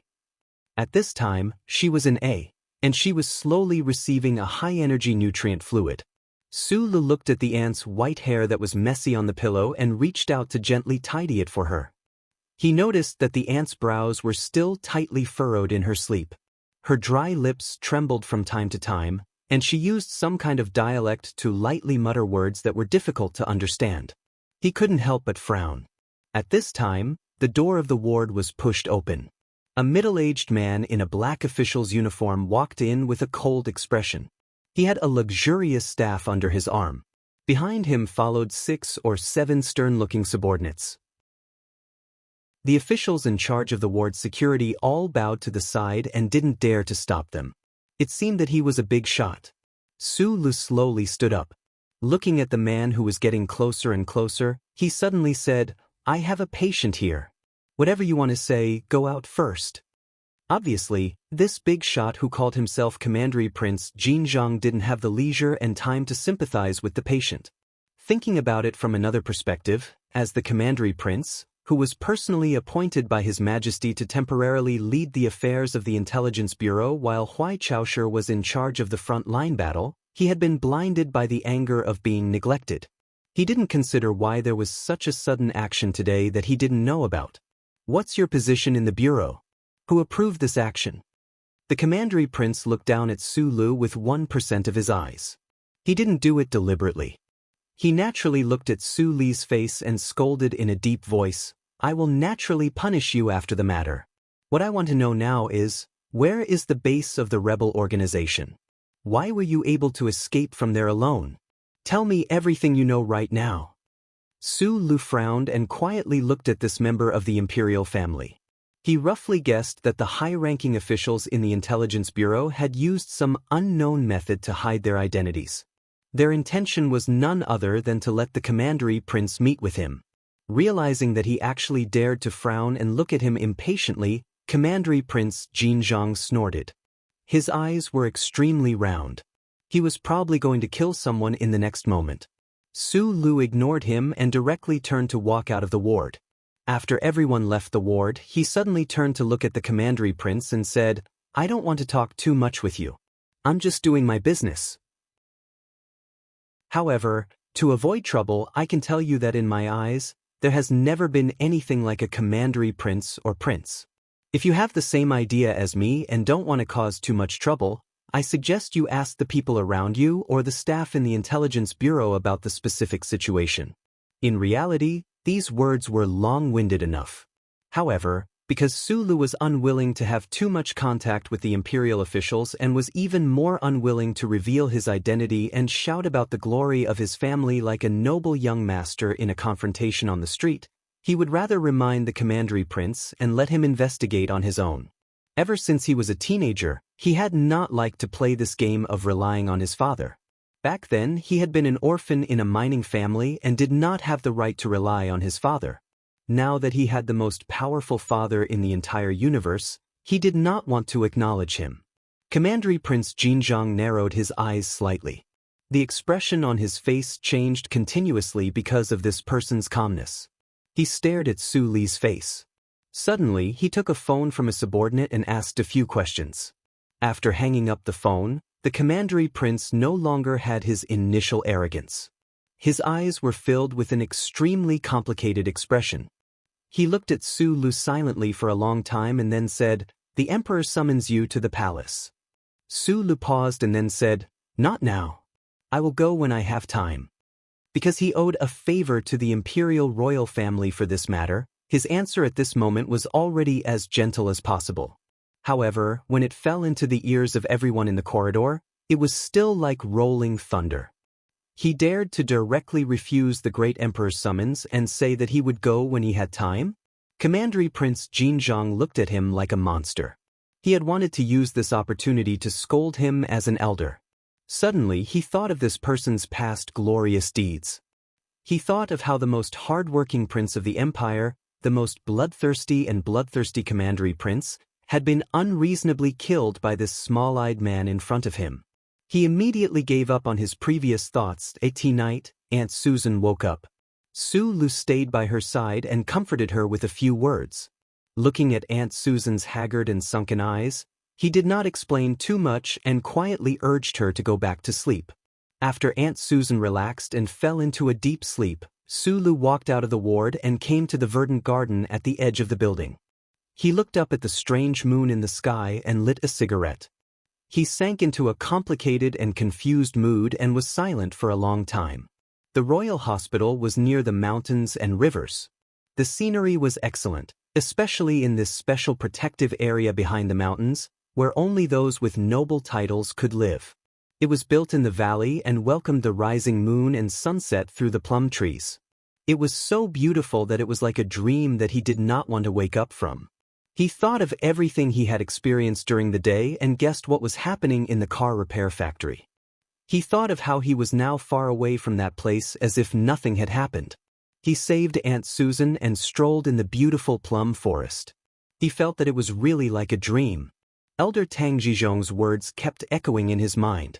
The longer they echoed, the more the scenes and suggestions were like poems in a dream. They gradually faded and faded. Although he did not forget them, they became more and more vague. Become the king of the left sky star region? Su Lin narrowed his eyes and looked at the bright moon hanging high in the dark blue night sky. He admitted that he was tempted at that time in the room, otherwise he would not have been silent for so long. Just like what Li Pifu said on his sickbed, Feng Yu went to Dong Lin in the past partly because he wanted to witness the tragic beauty of the decline of a society and civilization. To be able to witness some kind of big change in history was an irresistible temptation. Who did not want to go back to the beginning of time and see Schiller write wonderful works? Who did not want to go back to the beginning of history and see the Tai dynasty peacefully give up power and the scene of thousands of people celebrating at the beginning of the Republic? Becoming the emperor of the empire, witnessing a big change in the left sky star region that had not happened for tens of thousands of years, and even personally participating in it, this temptation was too great. It was so great that even he, a rock in Dong Lin, found it hard to suppress his desire. However, the sudden change in the situation and the cold situation caused by Qi Dabing made him quickly realize that the plan of the resistance organization could not change the world of the left sky star region. This kind of reform path from the top to the bottom would eventually lead to the old path of war and slaughter. No one would be willing to give up the rights and interests they already had, let alone the entire class of the imperial family. That Prince Jinzhong he saw earlier might be afraid of him because of his bloodline and did not even have the courage to oppose him inheriting the throne of the empire. However, if he carried out the agreement with Tang Jizhong, this prince would definitely resist at all costs. Su Le could not even imagine what kind of attitude Huai Chaosher would have when the time came. In comparison, the current imperial family of the empire tried to use education to bridge the gap between the classes, which seemed more gentle and feasible. However, how could this kind of scratching through the shoe stop the pain of hundreds of millions of years? The bright moon hung high in the sky and the plum trees were fragrant without flowers. He walked slowly in the back of the mountain of the hospital, the cigarette between his fingers gradually burning out. He thought for a long time but still could not figure out why. He could not help but laugh at himself and admit that he was indeed a little stupid in this regard. Chapter 879. Star-seizing palace was very tall, so tall that it reached into the clouds.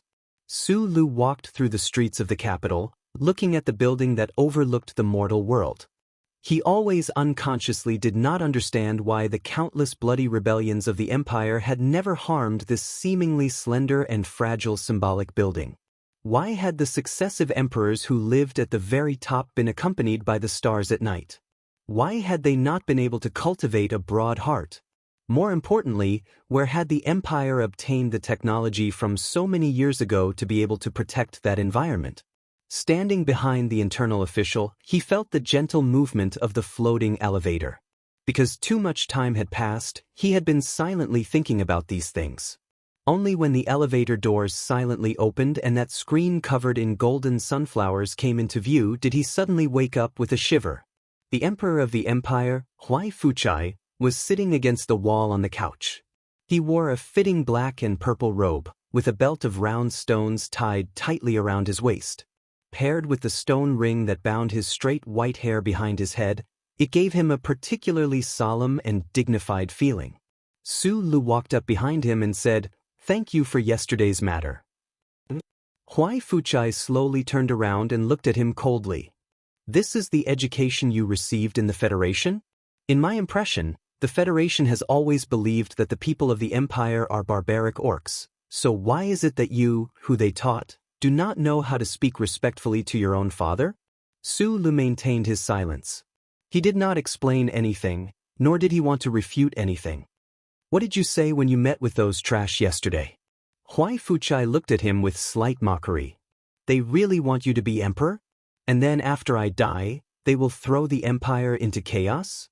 Su Li's gaze lowered slightly. In a low voice, he said, "The current empire is already in chaos enough." Huai Fuchai's sharp brows furrowed slightly.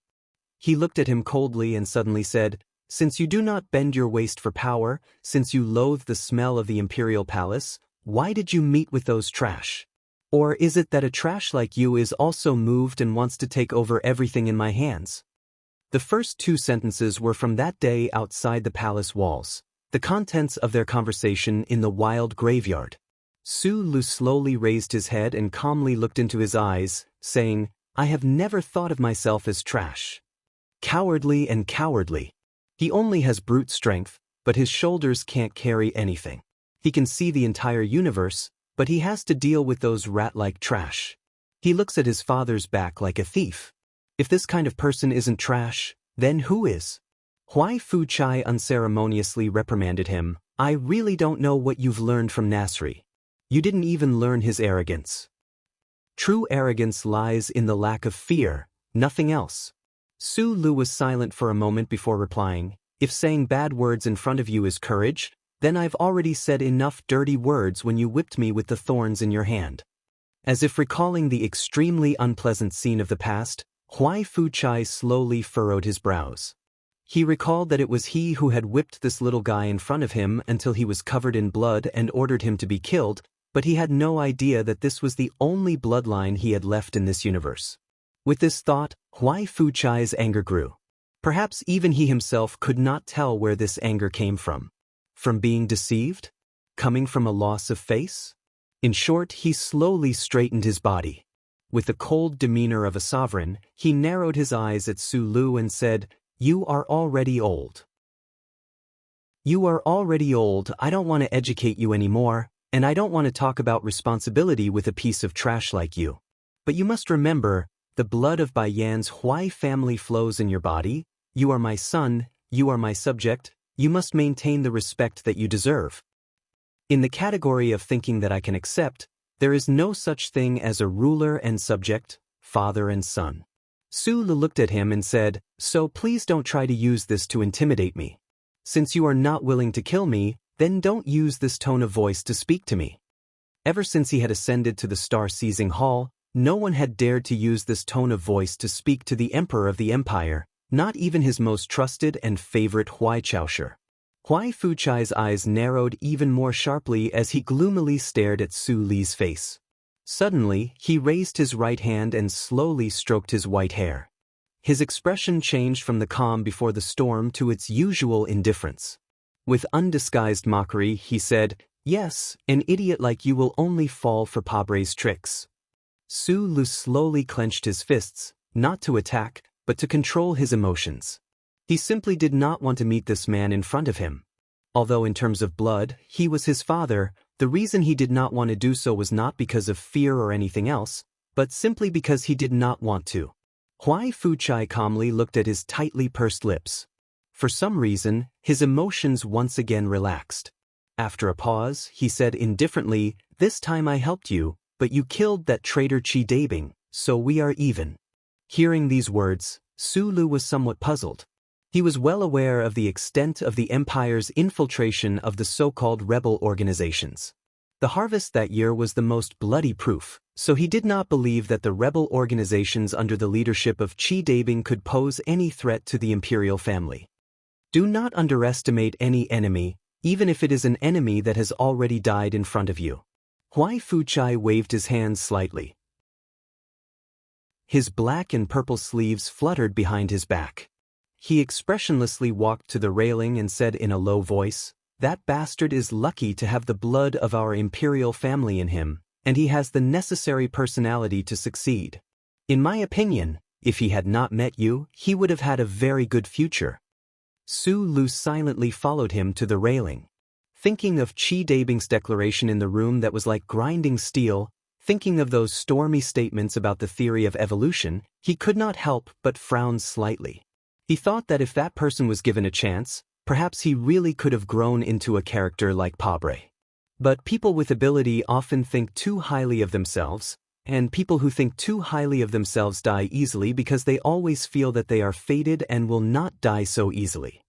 Huai Fuchai slowly walked to the railing and extended his left hand to caress the intricate patterns on the railing. He looked at the white clouds drifting outside the building and said with a calm expression, "However, I am the only one truly fated in the entire universe. Since childhood, countless people have tried to kill me, but I am still alive. As a monarch, I have to have unworldly self-confidence, so I have never worried that the battleships of the Federation will be able to destroy this star-seizing hull. The stars in the universe move and the clouds move, but this palace always exists. I can't even see any possibility of it dying." Huai Fuchai looked at the white clouds flowing outside the railing, at the place where the blood-stained thorn fell, at the clouds where his elder brother had fallen. After a long silence, he continued, "If you think about it carefully, I do not have many regrets in this life, other than Li Pifu dying too early. That day, when I heard that he had died, I suddenly realized that I could not find an opponent. Do you understand that kind of loneliness?" Su Lu looked at the somewhat melancholy back of this monarch and couldn't help but think of some of the special literary descriptions in Schiller's novels, but he couldn't laugh no matter what. The same words, when spoken by different people, had completely different effects. If it was a hedonistic son sighing about his loneliness, it would only make others feel annoyed and disgusted, but the man who said this was the master of the left sky star region, the man with the most authority in this part of the universe, so it was only right and proper.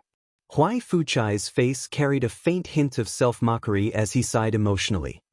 "In the eyes of many people, and in your eyes, this battle before you is hair-raising, but in my eyes, it is nothing more than a game.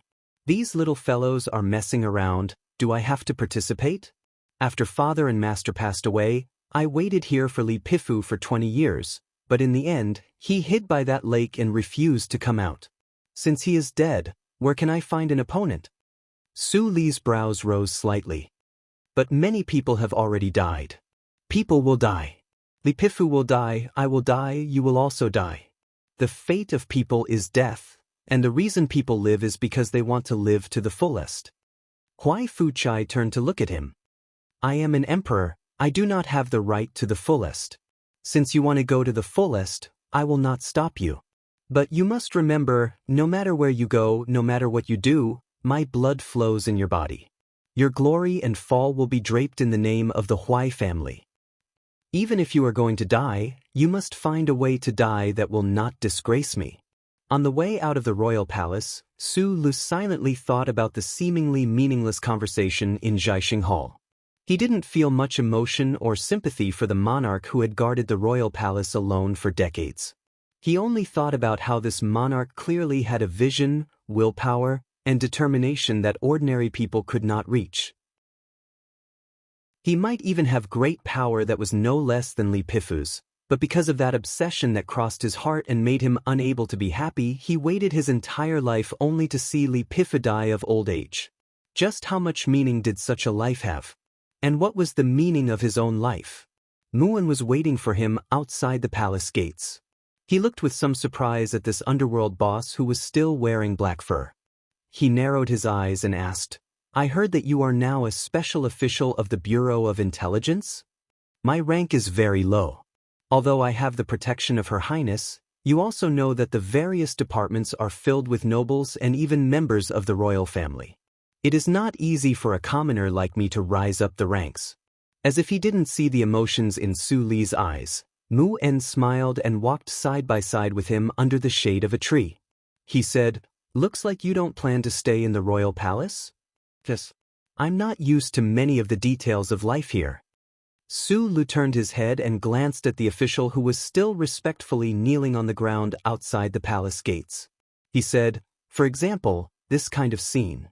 He and Mu En had a friendship forged through a hail of bullets. Although they had gone through life and death together on the valley road to the south of Tianjing and had worked together to bury the bodies of many soldiers from the resistance organization, given his temperament, he was still unable to let go of Mu En's betrayal. However, he had now become someone who had no right to speak of his position. Naturally, he had no right to criticize others. Or rather, it could be said that he had lost some sort of confidence. Mu En keenly sensed his true emotions and said with a slight self-deprecating smile, "I am not the emperor's son." Saying such words in the empire was, without a doubt, a heinous crime. The person who said it could wash their neck clean and summon all the women and children in their family to wash their necks together. However, Mu En said it so indifferently. Su Lu also understood. He paused in his steps, shook his head, and patted his shoulder with a smile. Chapter 880. This had nothing to do with the theory of bloodlines, but it was related to the innate inequality of human society. Su Lu recalled what Huai Chaoshi said back then and couldn't help but laugh at himself. Humans hated betrayal because it brought about extreme insecurity. It was always the hardest to defend against a sneak attack from one's companions. Therefore, no matter whether it was the Federation or the Empire, the punishment for traitors was always the heaviest in all the moral codes. For example, Mu En right now, but it did not include himself. The noble blood of the Baijin Huai family flowed in his body. When he turned from a hero of the Federation to a crown prince of the Empire, even many people in the Federation did not think that it was a betrayal. They only thought that it was a melodramatic arrangement of fate. However, in the Empire, there was absolutely no one who dared to mention or even think about how many young people of the Empire he had killed on the battlefield and even assassinated members of the royal family. If he was just an ordinary person, he would have been killed by countless cold words and blades when he had cold-bloodedly betrayed the Empire and then shamelessly betrayed the Federation. Understanding this, one could understand Mu En's helpless choice a little more. Under a big banyan tree by the road, when the two were about to say goodbye, Mu En asked, "What do you plan to do in the future?" "A few days ago, I told someone that I don't have any choice right now. I can only hope that the two sides can stop fighting. This really has nothing to do with morality, justice, or humanity. To use a perhaps inappropriate analogy, this war to me is like a father and mother picking up a kitchen knife and hacking each other at home. What can I do as a son?" "You're right. This is a natural choice." Mu En patted his shoulders sympathetically. After thinking for a moment, he said directly, "I may be going back to the organization soon. At that time, I may need to use your name." "You're going back?" Su Lu frowned and asked. "Now, including the Federation, everyone knows that you're a traitor. How are you going to go back? Tang Zhizhong and Qi Dabing are already dead. You should be able to guess that the people in the organization will attribute their deaths to you. My mission back in the organization is to use the evidence provided by the Intelligence Bureau to expose Qi Dabing's true colors. Who will believe the evidence you provide? When it comes to things like evidence, you can believe it when you need it. For an organization that has fallen apart and is being cursed by countless people who originally supported them, the most important thing now is to survive. As long as the evidence can give them an excuse to change and survive, they will believe it. Can you make it clearer? Under the direct command of His Highness, I will lead the entire resistance organization and carry out extensive cooperation with the royal family to establish a united front to resist the invasion of the Federation. Mu En said calmly, "I believe that most of the comrades in the organization will agree with this approach." Su Lu shook his head and said, "There are two people that the resistance group hates the most. One is the dead Keaton, and the other is Hui Chaosher, who leads the intelligence agency. They will never agree to cooperate with her. I'm not talking about the princess. Mu En smiled and said, I'm talking about you, the crown prince. Holding the fruit knife with steady fingers, he cut the thin skin. Since he could repair the delicate structure with his naked eyes and hands, it was very easy for him to cut the apple. Almost in the blink of an eye, 7 rings of thin skin were gently peeled off. He held the white apple like a lantern and brought it to Aunt Susan's mouth. Aunt Susan looked at him with a smile and shook her head to show that she didn't want to eat it. Her expression was still haggard. She looked at him quietly and asked, Little guy, who are you? Hearing this question, Su Lu knew how to answer. Whether it was when he was escaping in the small courtyard or when he came back this time, Aunt Susan could sense his difficulties and rarely asked him about these things. In fact, he could have directly stated his identity and believed that Aunt Susan wouldn't treat him differently because of this. But when he thought of her current physical condition, he didn't want to shock her too much. Thinking of what the doctor said earlier, his mood was a bit gloomy. The results of the comprehensive medical examination were not very good. The delicate noble lady of the past had become an auntie in the market with her arms akimbo. Behind the dramatic life were too many hardships of life, especially the hardships in the early years, which had caused great damage to Aunt Susan's body. Now, with the addition of the cold and fear, all of it broke out. Although it wasn't life-threatening, she needed a long time to recuperate. I work in the intelligence agency. Well, I should be considered a not small official. Su Lu smiled and replied, Those criminals who kidnapped you mainly wanted to take revenge on me. It's my fault for involving you. You have already apologized many times. Aunt Susan looked at the black hair under his brown hair, coughed twice and said with concern, Is the palace no longer investigating you? You have to continue to dye your hair. Otherwise, it will be terrible if people see it. I'm not a fugitive. What are you afraid of? Su Lu rubbed his hair and explained, Dyeing my hair is mainly for convenience. Aunt Susan sighed and said, Little guy is always lying. This is the second royal hospital. If you are just an ordinary official, how can I live here? You know? Su Lu replied in embarrassment. Don't forget, I was also a lady of a noble family when I was young. Although I was not qualified to see a doctor in the royal hospital, I came with my parents to visit a great noble. Even now, I haven't forgotten the beautiful plum forest in the back mountain. Aunt Susan looked at him and smiled. Sweet memories of her teenage years flashed across her chubby round face. I said that I have a good relationship with the princess, Su Lu said with a smile. Aunt Susan's expression suddenly dimmed. She gently grabbed his hand and said, There is still no news from Paul. Can you help me ask? Su Lu was slightly stunned. He remembered what he heard that day and nodded. Although not all the senior officials of the empire knew who Su Lu was, they soon had an answer close to the truth in the name of the intelligence department, but the answer was not a good one. The reason why Paul's allowance had not been transferred to Aunt Susan's account was indeed because there was no electronic signature of him.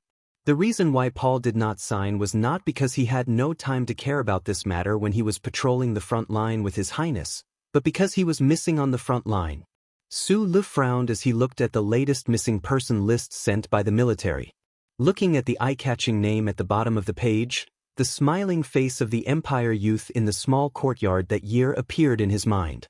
He had served in the federal military for many years.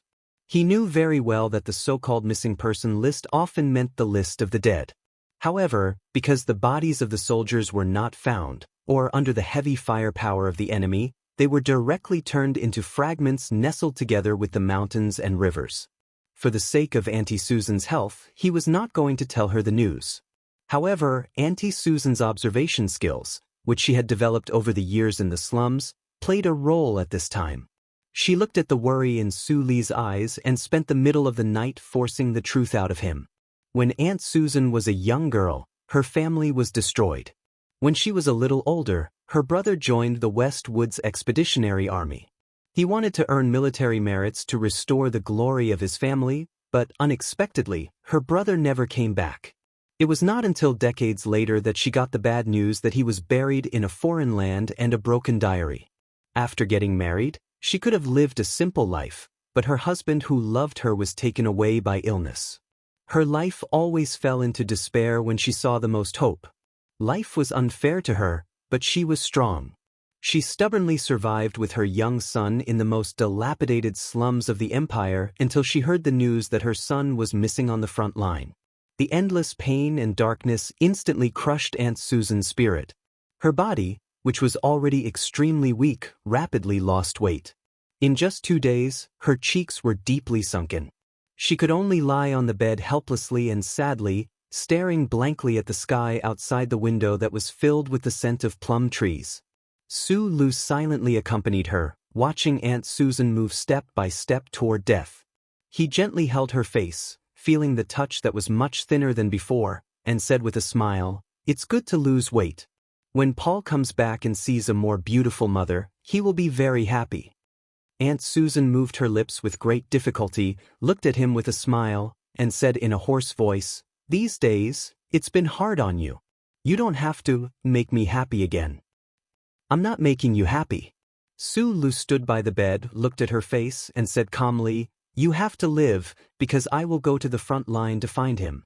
I promise you, as long as he is still alive, whether he is captured by the federal forces, abandoned in the valley, or lost in hell, I will bring him back alive and bring him to you." The words were very calm, but there was a kind of firmness that made people have no choice but to believe it. It was like a stone silently smashed into an annoying wet mud. There was no earth-shattering sound, but it smashed a deep hole that was difficult to erase. Some kind of brilliance slowly appeared in Aunt Susan's eyes, the brilliance of life. She gently held Su Li's finger with a trembling hand and said, "I promise you I will not die, but you have to promise me one thing." "I will bring him back, don't worry," Su Lu replied. "No, I want you to promise me. You can't have anything happen to you." In the early morning in the suburbs of Jingdo where the morning light had just woken up, Su Lu, carrying a backpack, walked silently in the fields with Zhong Huiyan, who he had picked up from the great Master Fan Manor. "Brother, are we really going to Mo Hua planet?" "Yes. I remember that day in front of Auntie's grave. You said that you wouldn't go to that place until you could solve a certain problem." "Yes, I miss the Federation very much, but I can't go back. I can't even see those people from the Federation, because I still can't find a way to solve that problem." "Have you found it now?" "Maybe soon. But still not." "Yes, but I found a reason to go to Mo Hua planet." "What reason?" "I like Paul. He is kind and cheerful. Of course, he also has a bellyful of untimely hot-bloodedness. He is a very good young man of the Empire, just like those very good young men of the Federation. I like Aunt Susan. She is a good person. Good people should live a long life, just like those kind-hearted aunties of the Federation. There is no reason for such a person to die because of war." Chapter 881. In front of a beautiful mangrove forest, Zhong Huiyan stopped, looked up at him and asked hesitantly, "But so many people have died because of the war in the past, but you have been hiding far away. Don't you think this is unfair?" Su Lu stretched out his hand and rubbed her hair. He said softly, "Everyone has their own considerations. I just said that I am looking for reasons. Reasons are often excuses to convince myself. Auntie and Paul are closer and more important to me, so this excuse seems more powerful." Zhong Huiyan shrugged and continued to speak out the doubts in her heart. For example, on that planet full of killing, there were originally Xiong Linquan and other former companions. Why didn't you go? The morning light of the awakening spread from the horizon and sprinkled on the mangrove forest behind the two. The dewdrops on the thick red leaves sparkled like diamonds, reflecting the surrounding red scenery and adding a bit of charm. Su Lu looked at the camouflaged spaceship at the edge of the woods. Suddenly, his expression froze. After a moment of silence, he patted the girl on the shoulder and said, "You go up first." Zhong Huiyan frowned slightly and glanced at the mangrove forest subconsciously. She roughly guessed what the situation was, but she trusted Su Lu unconditionally. She would never be a burden like those noble ladies who only knew how to scream and tremble, so she didn't say much and walked over calmly. Watching the spaceship remove its camouflage and slowly close the heavy hatch door, Sulu loosened his finger that was holding the trigger and slowly took his hand out of his pocket. He turned and calmly looked at the depths of the mangrove forest, the place in the dark and beautiful scenery. It had been nearly 3 years since he left the Federation. He had been traveling in the Empire for a long time. That person had never appeared, but he knew that the other party would appear at certain times. He had killed Shi Dabing, and the story of that person's deep roots in the Empire had come to an end. Presumably, he would come out to express regret or anger. Because of this mental preparation, Su Li's mood was very calm at this time. He was not nervous. Of course, he kept the necessary vigilance. Although their relationship was good, who knew if the other party would go crazy? Feng Yu walked out from the depths of the forest with a slight smile. His weathered face appeared a little gentler under the light of the red leaves. Only his mouth full of yellow and black rotten teeth were exposed frivolously. Facing the gradually brightening morning light, it showed the ugly details. Can a cold-blooded animal like you really live for 1,000 years? Su fished out a box of cigarettes from his jacket pocket, took out a windproof lighter and lit it up. Then, he threw the cigarette and lighter over. At this time, there was still a distance of about 10 meters between them. Feng Yu lit the cigarette and took a deep breath. The white smoke with a hint of light blue blew out from his nostrils. Then, it strangely rolled around his face and refused to disperse, blurring his eyes. Feng Yu's eyebrows slightly raised. He looked at the rising red sun and said, "I taught you. You were clearly a citizen of the Empire, but you always thought of the good of the Federation. You watched your former subordinates go through fire and water, but you hid thousands of light years away. When it comes to cold-bloodedness, you have long surpassed me. As for hypocrisy, you are somewhat similar to that old man who already died." Sulu knew that the old man he was talking about was the military god Li Pifu. He shrugged indifferently and said, "Uncle, I've read a lot of books in the past few years. Even if I can't fully understand some of them, I still memorize them in a clumsy way. However, there's a passage that I didn't read recently. When I was young, you had me go to the library of Heshi State University to read, and I copied it down."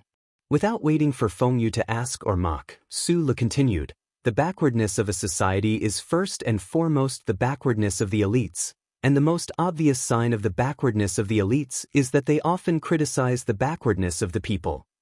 Although you, who played the role of George Carlin, never said this, you have always done this, whether it was in front of the Federation or the Empire. I remember that this is a famous and correct line of nonsense said by a certain famous Federation politician." Feng Yu smiled and said, "I'm just curious as to why, when we rarely meet, you've become one of those boring middle-aged men, habitually making this kind of judgment. Because, although we rarely meet, I've always been thinking about what I should say if I did meet you. Or rather, I've always been thinking about what kind of person you are, wandering the universe in countless incarnations. The Emperor of the Empire has his goals, although that goal no longer exists. The great teacher has his own goals, although they are somewhat literary and somewhat sour. The military god also has his own goals, although they are somewhat unyielding. Even the aunties who sell children's clothes in the market have their own goals, although they are specific and subtle. But what about you? What exactly is your goal?" After a moment of silence, Su slowly spread out his hands, feeling the slightly cold morning breeze. He did not hide the part of his heart that had cooled down.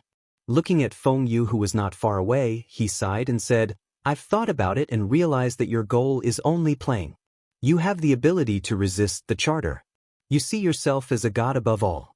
You just find these things interesting, that's all." The corner of Feng Yu's lips curled up slightly.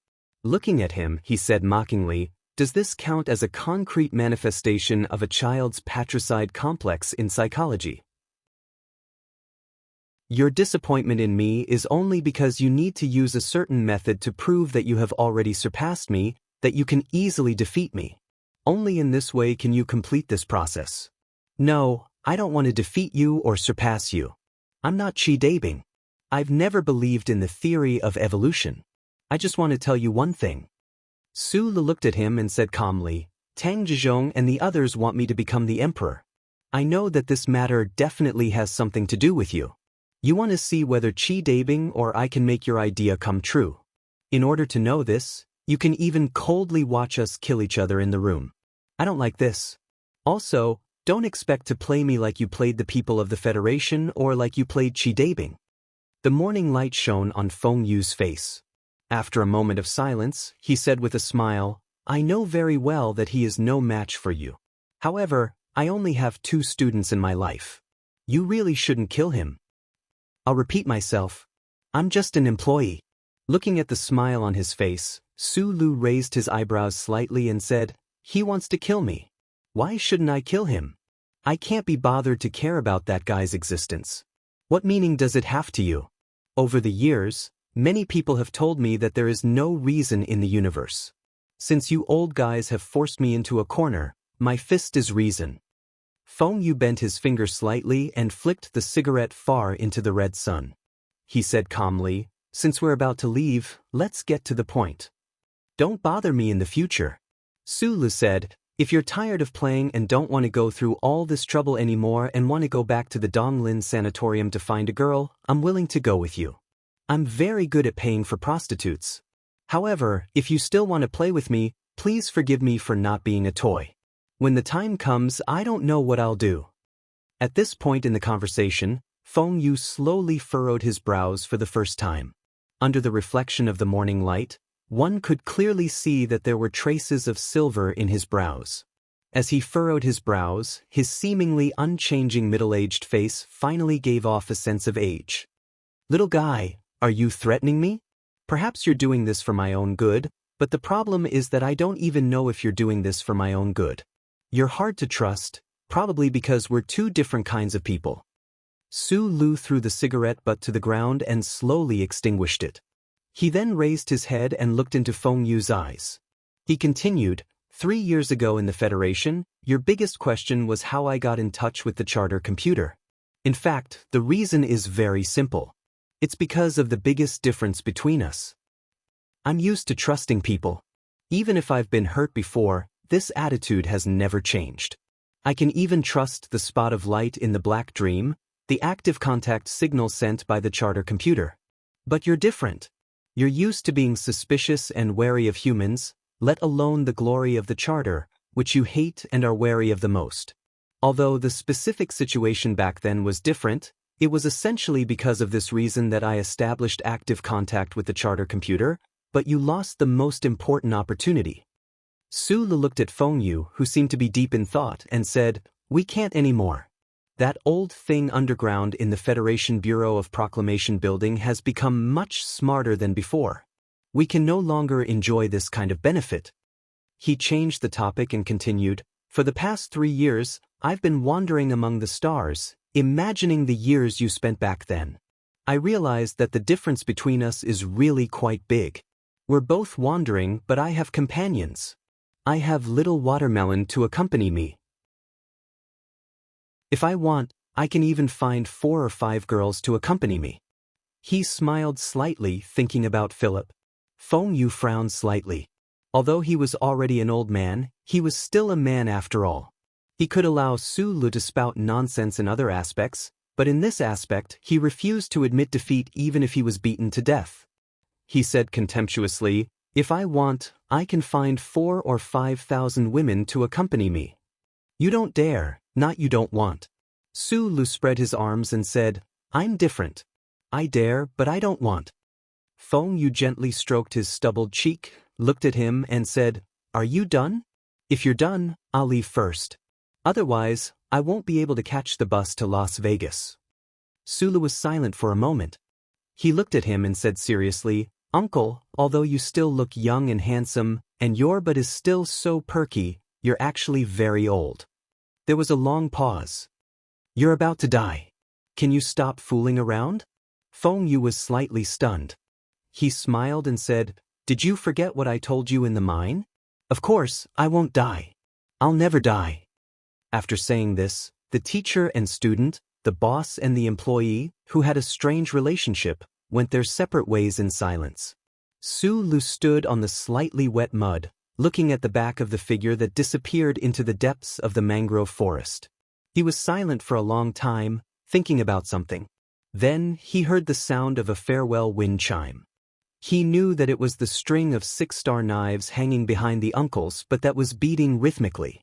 After this farewell, he didn't know when they would meet again. Chapter 882. In the late autumn of the 75th year of the constitutional calendar, a cold wind began to blow in the capital. Although the first snow had not yet arrived, the low temperature outside had begun to paint the glass windows of the building with frost. A very slight electric current starting sound was heard, and the automatic heating equipment below began to operate. It only took a few seconds for the glass window, like a woman with a face mask, to become clear. The flat evergreen grass and the withered leaves rolling in the autumn wind created a feeling of a mixture of tenacity and decay. Through the dark and steady face on the glass, it slowly seeped into the official residence. President Pabre silently looked at the scenery outside the window and suddenly said, "Where is the parade?" "We just entered the territory of Nank." Mr. Breen, the director of the office of the president's residence, glanced at the electronic notebook in his hand and calmly replied, "The officials sent to the headquarters of the 3 industrial unions of S2 have been working for nearly a week. According to their judgment, nearly 60% of the ordinary workers still firmly support you, but most of the leaders of the 3 industrial unions have already been bribed by Macho. This is the personal action of Mr. Tai Ziyuan, don't associate it with Macho." President Pabre slowly turned around. His body was extremely relaxed as he leaned on the windowsill and calmly said, "Refusing to inherit the Crystal Mining Consortium is naturally the biggest bribe in the history of the Federation. But what will that lady think? The foundation of the Chenshur Tai family disappeared just like that. Even if Macho is the president for 10 consecutive terms, I'm afraid it will not be able to recover the loss." Director Breen slightly smiled, respectfully stood behind the president, and handed over the electronic notebook in his hand. "What will Lady Tai think?" Those who were qualified to discuss in the Oval Office of the official residence had already received the news through the most reliable channel that Madame Yi smashed the entire kitchen in a rage several months ago. To be able to make this lady who was accustomed to the picturesque scene lose her composure, one could imagine what kind of heavy blow Tai Ziyuan's decision had caused to her. The ambush in the Straits of Mo Hua Planet achieved the greatest victory. Even if Shaoqing was not at the front line, the gift he left for the princess still played a role. He is indeed a rare talent. A steady voice rang out from the corner of the Oval Office. It turned out that General Li Jidu had been sitting silently in the shadows and had not spoken. "When will Shaoqing come back?" President Pabre picked up the coffee on the table and looked at his old friend. "The fleet has completed the space jump. It will take at most 3 weeks, Li Jidu replied. President Pabre slowly took a sip of the black coffee thoughtfully. His thick black eyebrows furrowed slightly and then gradually relaxed. He was not worried about the silent march. He had enough experience and countermeasures for the civil rights movement. In the parliamentary election 2 years ago, the candidates of Pabre's faction won many seats. Now, the various bills were being passed one by one according to the design of that year. And as long as Du Shaoqing returned to the capital ring with his military might, those bills and regulations would be passed even faster. More importantly, it would bring him more glory and prestige.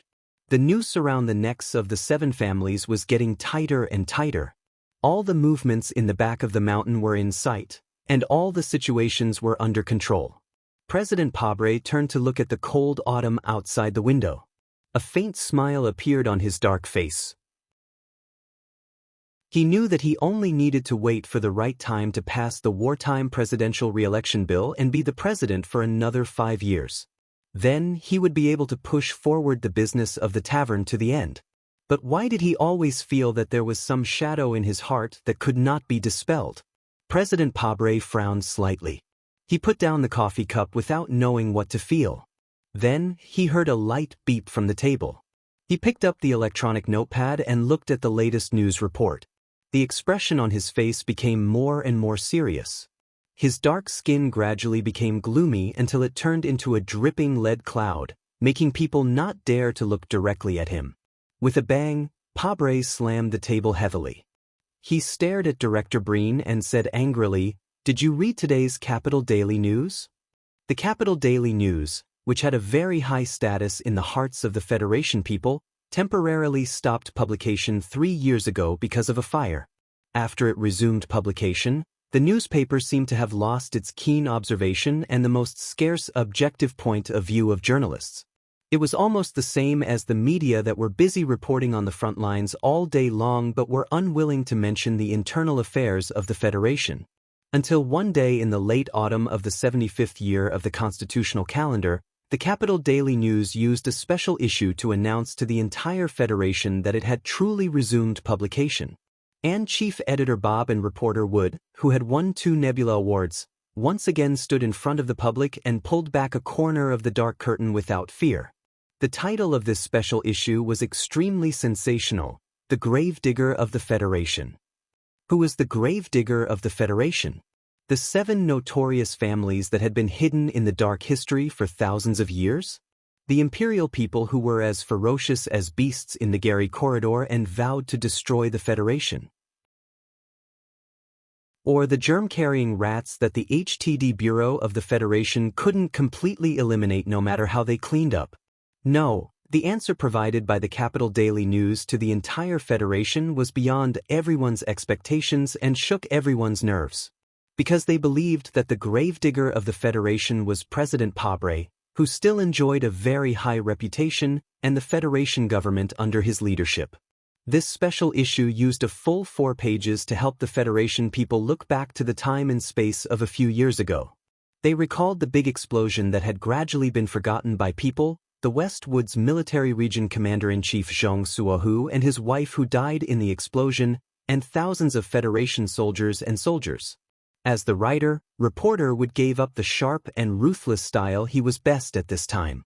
Instead, he calmly used 23 pictures, a pen stroke that was so calm that it seemed to have no emotion, a dry but soul-stirring explanation of the incident, and a large relationship tree diagram on the front of the special issue to tell all the readers. Colonel Lake, former West Woods Military Region, provided the precise route and time of the return of the ancient bell to Colonel Shimin-Jin of the Iron 7th Division of the 2nd Military Region. Colonel Shimin-Jin provided this information to the Empire Ghost Fleet that was preparing for the first raid through an Imperial spy named Hiyuyu. When the Empire Ghost Fleet forcibly passed through the space passage of the Gary Corridor and entered the Federation's star sector, they passed through 47 astronomical units without being discovered by the Federal Fleet. That was because they obtained the data of the corridor between the remote star sector, the Glory of the Charter, and this data was collected and provided by the current director of the Bureau of Proclamation, Cui Zhedong. The middlemen were still Colonel Shimin-Jin and the spy named Hiyuyu. Then, the clear relationship tree diagram closely connected the names of Shimin-Jin, Hiyuyu, and Cui Zhedong. Then, the branches gradually spread out, and the names of the 2 senators appeared. The name of the director of the Princess Office of the President's residence appeared. The name of the former Vice President of the Federation, Mr. Li Jiedu, Chairman of the Federation's Joint Chiefs of Staff and Commander of the 1st Military Region, and the name of the former Commander-in-Chief of the Federation's enemy, Du Shaoqing, appeared. The special issue of the Capital Special District Daily titled, Who is the Gravedigger of the Federation, did not embellish or hide the above information. It did not use the titles of certain officials or military officers, nor did it use any vague guesses. Instead, it directly confirmed and pointed out the name directly. At the top of the relationship tree diagram, at the top of the whole page, there was a black frame next to the 3 big words, Gravedigger. There was no photo or name in it, but all the people of the Federation who saw this newspaper knew who it was. On the back page of this special issue, the editor-in-chief of the Capital Special District Daily, Bob, wrote, I believe that those of you who read this special issue can clearly read the thoughts of me and reporter Wood from the pictures and evidence. Yes, we officially accuse President Pabre and the government under his leadership, as well as the Trinity Association, which is said to have gathered the most intelligent elites of the Federation, of conspiring to kill the bravest general of the Federation with the help of the Empire. Perhaps no one believes this accusation because when feelings are frustrated and trust is damaged, people are often more willing to believe that this frustration and damage is a conspiracy. Then, I suggest that you read our investigation report carefully again, instead of angrily tearing it to pieces. This evidence is not fake, and the source is not suspicious. The person who found the evidence is dead and bears some very heavy charges, but reporter Wood and I believe him, because he helped us expose the true face of Senator Macklin, and he used the evidence of his death to prove the reliability of this evidence.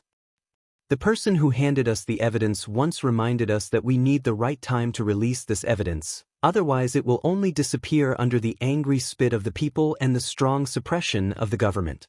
Is now the best time? No, now is not the best time. The war between the Federation and the Empire is still going on, and the attention of the entire society is still stuck on the war-torn planet Emohua. Even the demonstrations of the 3 industrial unions in the 4 mountainous states do not seem to be able to stir up much waves. But we can no longer wait, because we have watched the government seize the power that is not granted by the law step by step through various acts under the pretext of cracking down on the 7 families. We have watched as the fanatical Padre doctrine has blinded the eyes of too many people and reverberated in every building in the capital like hot air. The various departments of the government use the Evil Patriotism Act to arbitrarily expropriate resources and arrest people, ignoring the law. What is even more frightening is that the government has become accustomed to relying on secret departments and psychological intimidation to maintain its legitimacy. We really can't wait any longer. The longer we wait, the more depraved the Federation will become. Mr. Padre still has more than 2 years left in office. Do we still have to wait for 2 more years? He has been trying to get Parliament Hill to pass a bill and complete an unprecedented 3rd term in office. So will there be a 4th? Then do we have to wait forever? That is why we published this investigation report, not because now is the best time, but because now is already the Federation's last chance. Chapter 883. In the spring of year 67 of the constitutional calendar, during the Nebula Award ceremony for Senator Medellin, I heard President Padre say this. The person dying is not as good as a lamp going out. A lamp has light, but the place it cannot illuminate is darkness. If one does something wrong, one must pay the price. Perhaps I am not a mature politician, but I am a firm believer of the Federation's laws. If I die, you can dig up my grave and see what color it is. I also have the same attitude towards some people who have died. Back then, Senator Medellin had just died in an assassination. The people did not know that he would be the future seed of the infamous empire.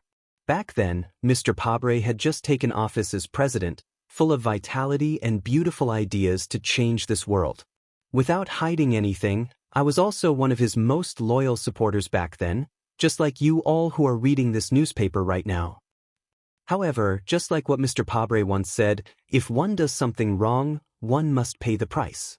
As the Federation's president, every one of us has the right to ask him to stand on the side of the moral divide.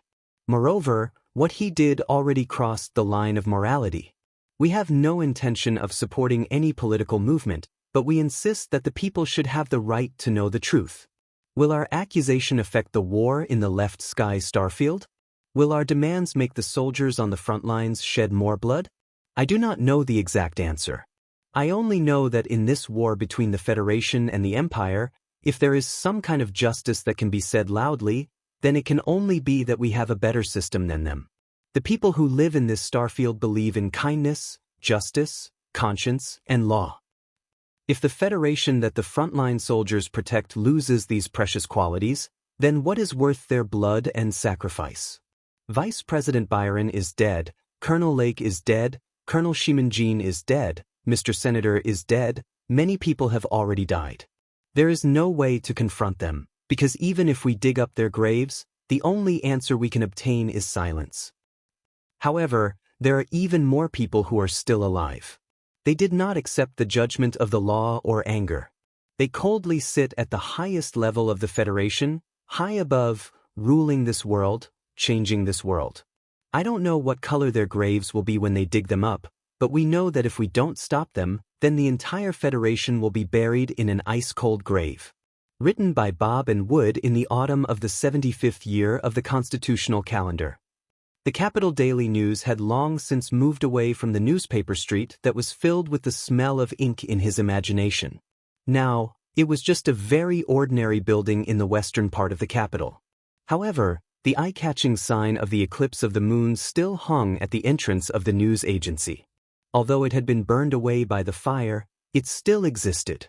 In the room behind the huge sign of the eclipse of the moon, reporter Wood rubbed his leg and concentrated on reading his report for the fourth time. After the traffic accident, although his leg had recovered very well, every time it was cold and gloomy like today, it would ache unbearably. I still think that the last paragraph shouldn't be added. The justice of this war cannot be questioned. No matter how vague you write it, it will give the other side a good excuse. Chief Editor Bob sat behind his desk and smiled. He gently wiped his glasses and said, "This is very likely to be our last article in the news industry. I have to be willful for once." At this moment, the black phone rang. Wood glanced at him worriedly, but his expression didn't change. He calmly picked up the phone and said, "What did the board of directors say?" The chairman on the other end of the phone coughed twice and said in an even voice, "Mr. Lee wants to talk to you." On the other end of the phone, the president of the Sanlin Bank, Lee Xiuju, said in an undisguised voice of praise, "Mr. Chief Editor, you don't have to worry. We will protect your safety. The special issue will be fully printed." After hanging up the phone, Chief Editor Bob spread his hands and looked at Wood. He said, "The boss of the boss seems to have a lot of opinions about the government." For Bob and Wood, the boss of the newspaper company, the giant Sanlin United Bank, had decided to fully support the newspaper company in its war against the Federation government. This was not a very difficult puzzle for them. They didn't want the newspaper company to participate in the war between the government and the seven families. In fact, before publishing the news that shocked the Federation, they, who had independent editorial rights, didn't have any contact with the board of directors.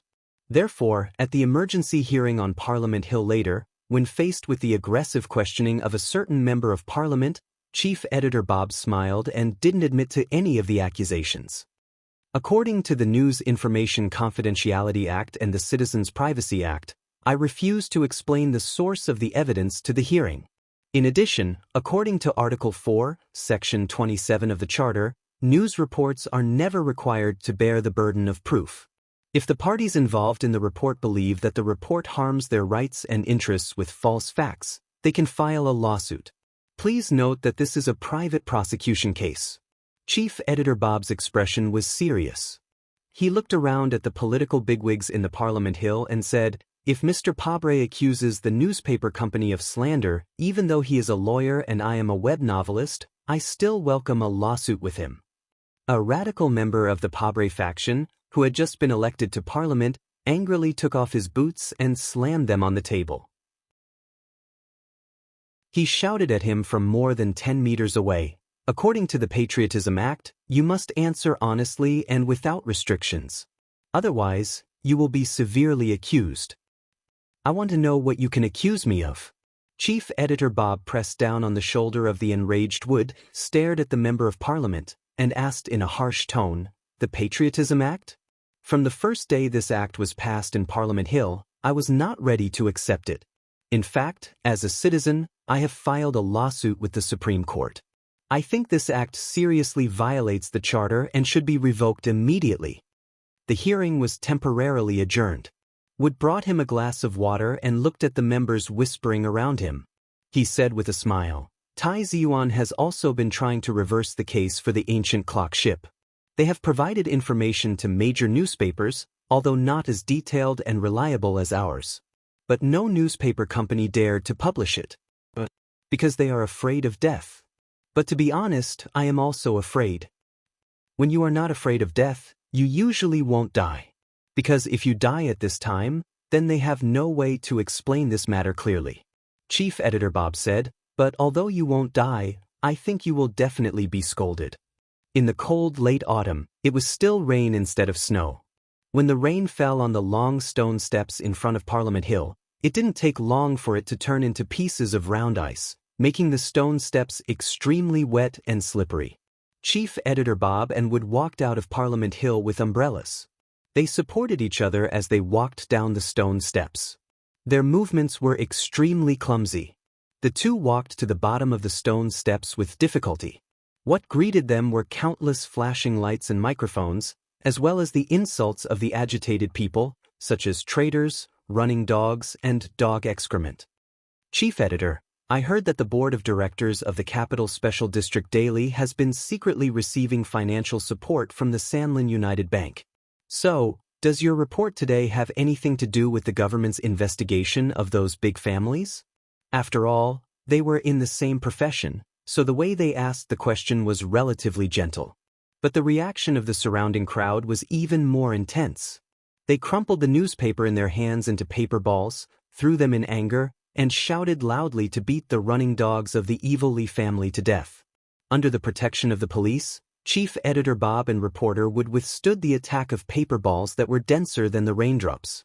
They shrank their bodies behind the umbrella, looked at each other, and showed a bitter smile. Amid the banging sounds, Wood angrily cursed, "Scold all you want. Just for my half-crippled leg in the rain, I will take Pabre down." Chief Editor Bob let go of his hand that was supporting his elbow. With one hand holding the umbrella with difficulty, he put the other hand into his windbreaker and fumbled for a long time. He took out a thick cigarette and handed it over. He smiled and comforted, "I think the protesters in Nank State will definitely not scold us. They love us very much." Under the long stone steps of Parliament Hill, the cold rain in late autumn fell on the black umbrellas, making patter sounds.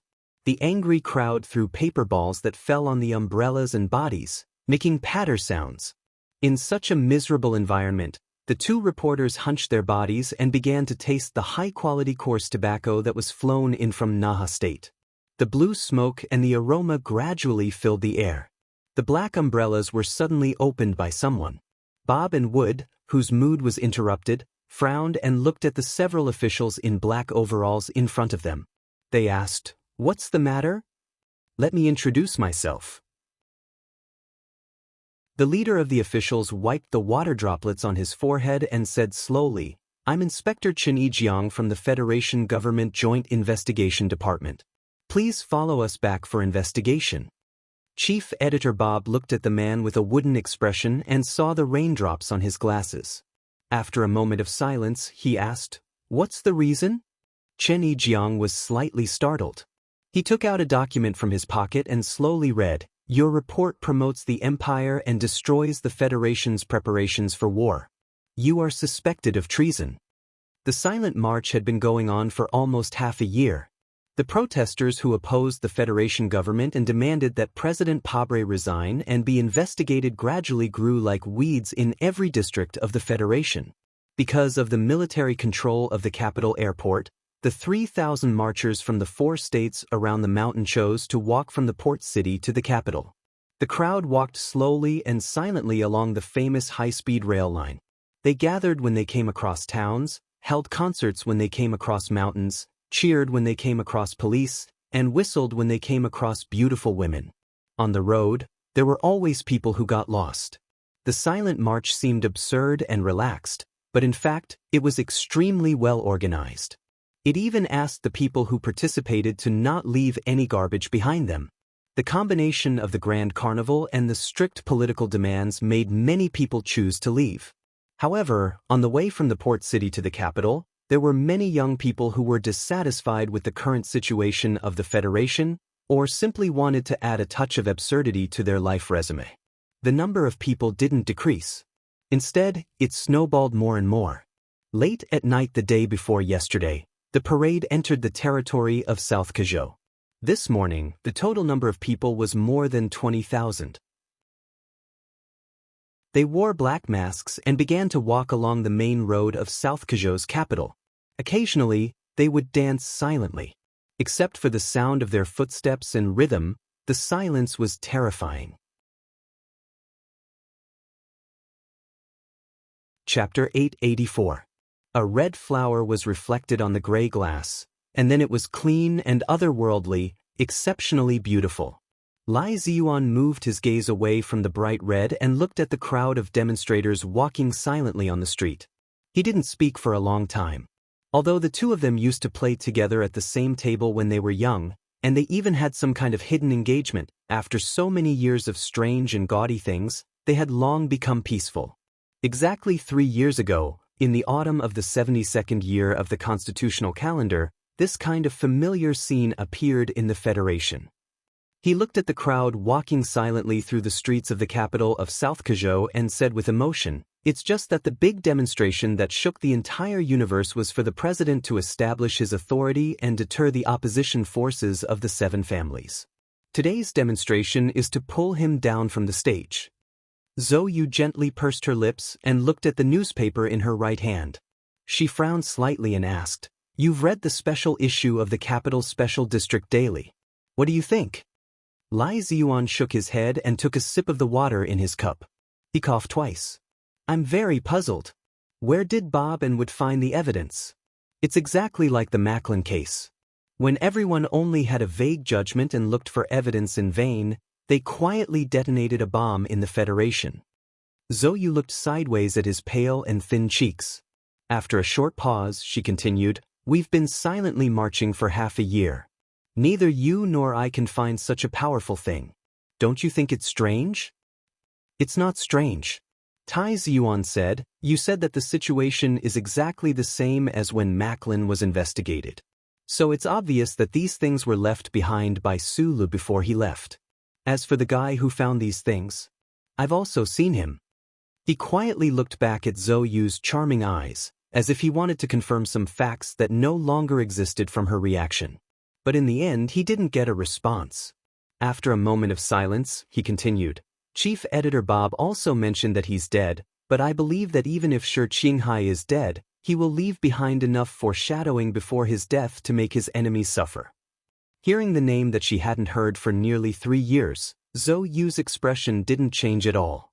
Her charming and beautiful face was still like a proud red flower in the cold wind, but her right hand holding the wineglass was slightly pale. Then she turned around and calmly looked at the silent crowd under the window, not letting Tai Ziyuan see her eyes.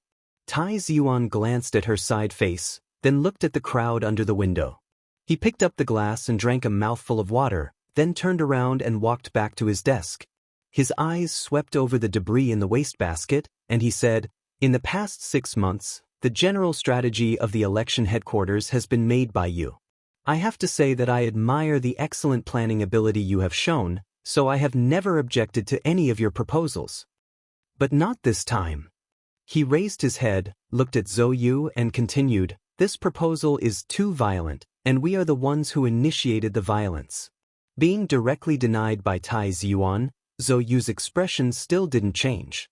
Looking at the crowd of demonstrators who were slowly walking to the downtown business district like ants under the window, she said, "Without blood appearing on the TV screen, there is no way to touch the numb hearts of the people.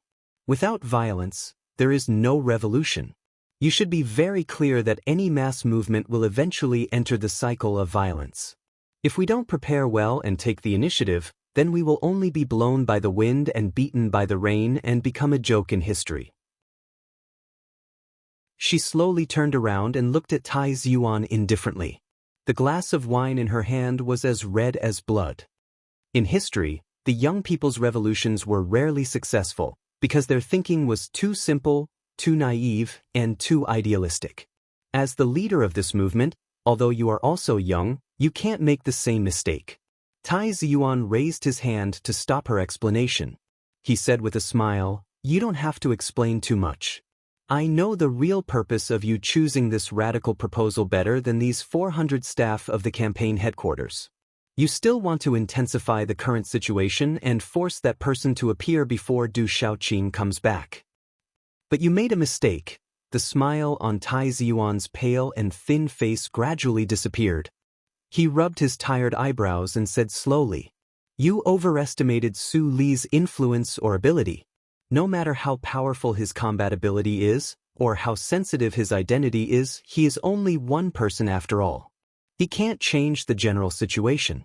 Even if he is still the same person as before, what can he do when he sees the Federation fall into chaos and sorrow and appears in front of us? And don't forget, he is still a person of the Empire. He is the son of the Empire's emperor. We haven't seen him for 3 years. No one knows if he has enjoyed kinship or not in the Empire. No one knows how the throne of the left Sky Star region will change him, but we know that he is a person of the Empire, so he is an enemy. You have to be clear about this. As his best friend, you should know what kind of person he is, Zhou said indifferently. Unless one is a real stone, anyone will change, especially when he has suffered a mental attack that normal people can't imagine. Tai Ziyuan calmly and firmly ended the discussion that had yet to truly begin. When it comes to things like violence, although it cannot be avoided, it must be controlled.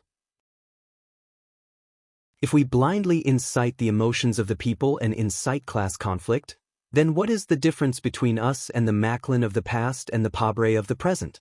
Hearing this, Zhou was silent for a very long time.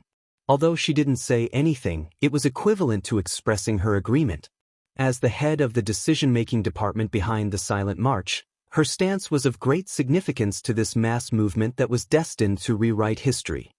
I've already been observing for half a year, but because I've never been to the front lines of the protests, I've never been able to understand how you turned the surging flood in the streets and fields into this cute and bouncing stream in front of the window. She looked at the extremely orderly procession below the window, at the calm smiles emanating from the black masks in the distance. Frowning, she asked in confusion, "We all know that when there are too many people, there will definitely be some uncontrollable accidents.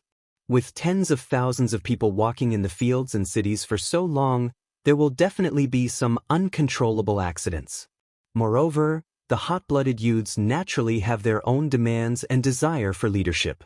In an environment like this where desires can easily be magnified, how can you make them maintain such obedience? Moving people with emotions, convincing them with reason, and enticing them with benefits." Tai Ziyuan calmly said, "Anyone in the procession who wants to stand out and break the rules is nothing more than wanting to obtain more benefits, political or economic. Therefore, every time I find such people, I'll use money to knock them out in advance and then drive them away." He walked to the window and pointed at the applauding citizens of South Kazhou on both sides of the street. He continued, "In fact, you should be very clear on why the procession is always welcomed by the citizens. Apart from the fact that the procession maintains order and doesn't disrupt their lives, the more important reason is that these citizens know that once the Silent March succeeds and Pabre is forced to resign, they will be able to obtain a large amount of income."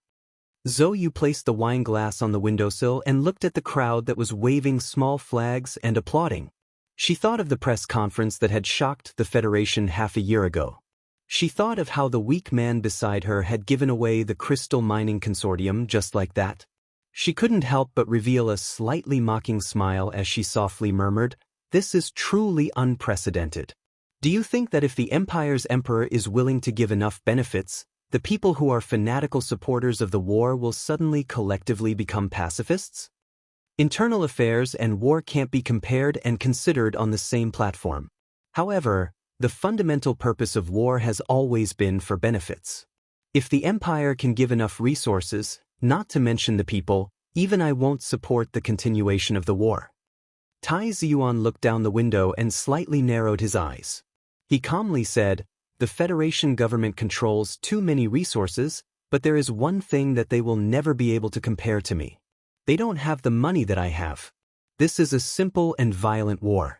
I want to use money to smash Pabre into the dust." What an arrogant declaration. Zhou smiled and sipped the wine. "But don't forget that Madam is very angry about your decision. Many people in the big families think that your decision is crazy. The liquidity of the headquarters is running out. Are you really going to ask Miss Jian Shuer to hold a few more charity performances to raise funds? Not everybody thinks that I, the Crown Prince, am crazy. So, it seems that the businessmen who are said to be easily blinded by benefits have a pair of profound eyes."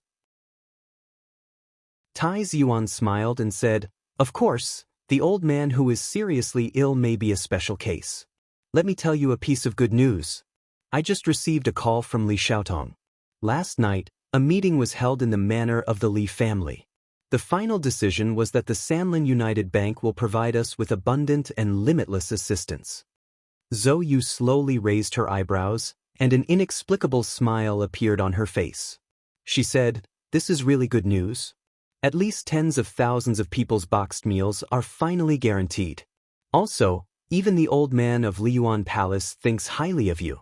Maybe it will affect Madame's attitude." Hearing the words, "Madame's attitude," Tai Ziyuan seemed to have thought of something, and his expression became a little complicated. Then he coughed violently and held the windowsill in pain. The unhealthy blush on his pale cheeks spread like a sunset cloud. Bai Qi, a young woman in a white dress, pushed the door open and walked in. She walked behind him anxiously and gently relieved his pain. Then she took out a pill and fed it to him. Tai Ziyuan smiled to express his gratitude and then waved his hand gently. Bai Qi saw his appearance and felt a little relieved. She quietly pushed the door open and left as if she had never appeared before. Only Zhou Yu noticed that she glanced at her warily when she closed the door. She couldn't help but smile mockingly.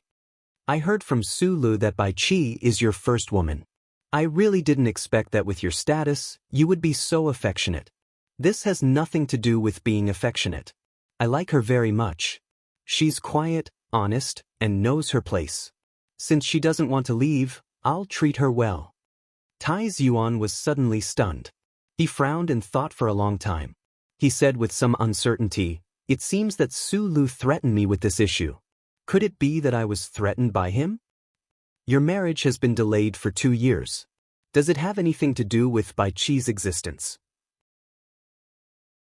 You know very well that in the world of people like us, marriage has never had anything to do with feelings. It's just that many people in those big families think that I've gone crazy. How could they bear to marry their daughters to me? This is probably why I treat Bai Qi well. Women are troublesome, but she's an exception." Zhou Yu thought of Bai Qi's hidden and vigilant glance when she closed the door. She said with slight mockery, "Only people without abilities think that women are troublesome. This has nothing to do with ability." Tai Ziyuan smiled and sighed. When Su Lu fought against the entire Federation, he dared to pick up a gun and kill people without any scruples. However, even someone as powerful as him couldn't do anything when he met those women of his. I think that the reason why he didn't dare to return to the Federation after escaping for 3 years might have more to do with him not knowing how to deal with those women. Zhou Yu shrugged slightly. "It's not a good habit to laugh at your friends behind their backs. All right, then let's continue talking about the previous bribe." The effect of the drug seemed to be very fast. Tai Ziyuan's expression quickly returned to normal. He looked at her and said, "A critic once said that the backwardness of a society is first of all the backwardness of the elites, and the most obvious sign of the backwardness of the elites is that they often criticize the backwardness of the people. Yuzi, your current mentality already has this kind of feeling. Isn't the word elite used to scold people?" Zhou Yu looked at the people on the street below the window. She looked at the sky indifferently and directly commented, "But I do think that they are very backward." Tai Ziyuan replied, "If there is a so-called backwardness, it is because the channels to obtain information are not smooth. If you know more, you will naturally not be backward. For example, the readers of the capital's special district daily." After a pause, he added an explanation. This was what George Carlin said. At this time, he and Zhou Yu naturally did not know that in the distant Wutian galaxy, in the suburbs of the empire's capital, Su Lu was unceremoniously criticizing Uncle Feng Yu, who was also George Carlin himself, as a hypocritical elite who only knew how to criticize the people for being backward. George Carlin is already dead. Let's focus on the people who are still alive. Zhou Yu asked, "What do you think about this war? Have you calculated the impact of the situation on the front line? This war can't go on any longer."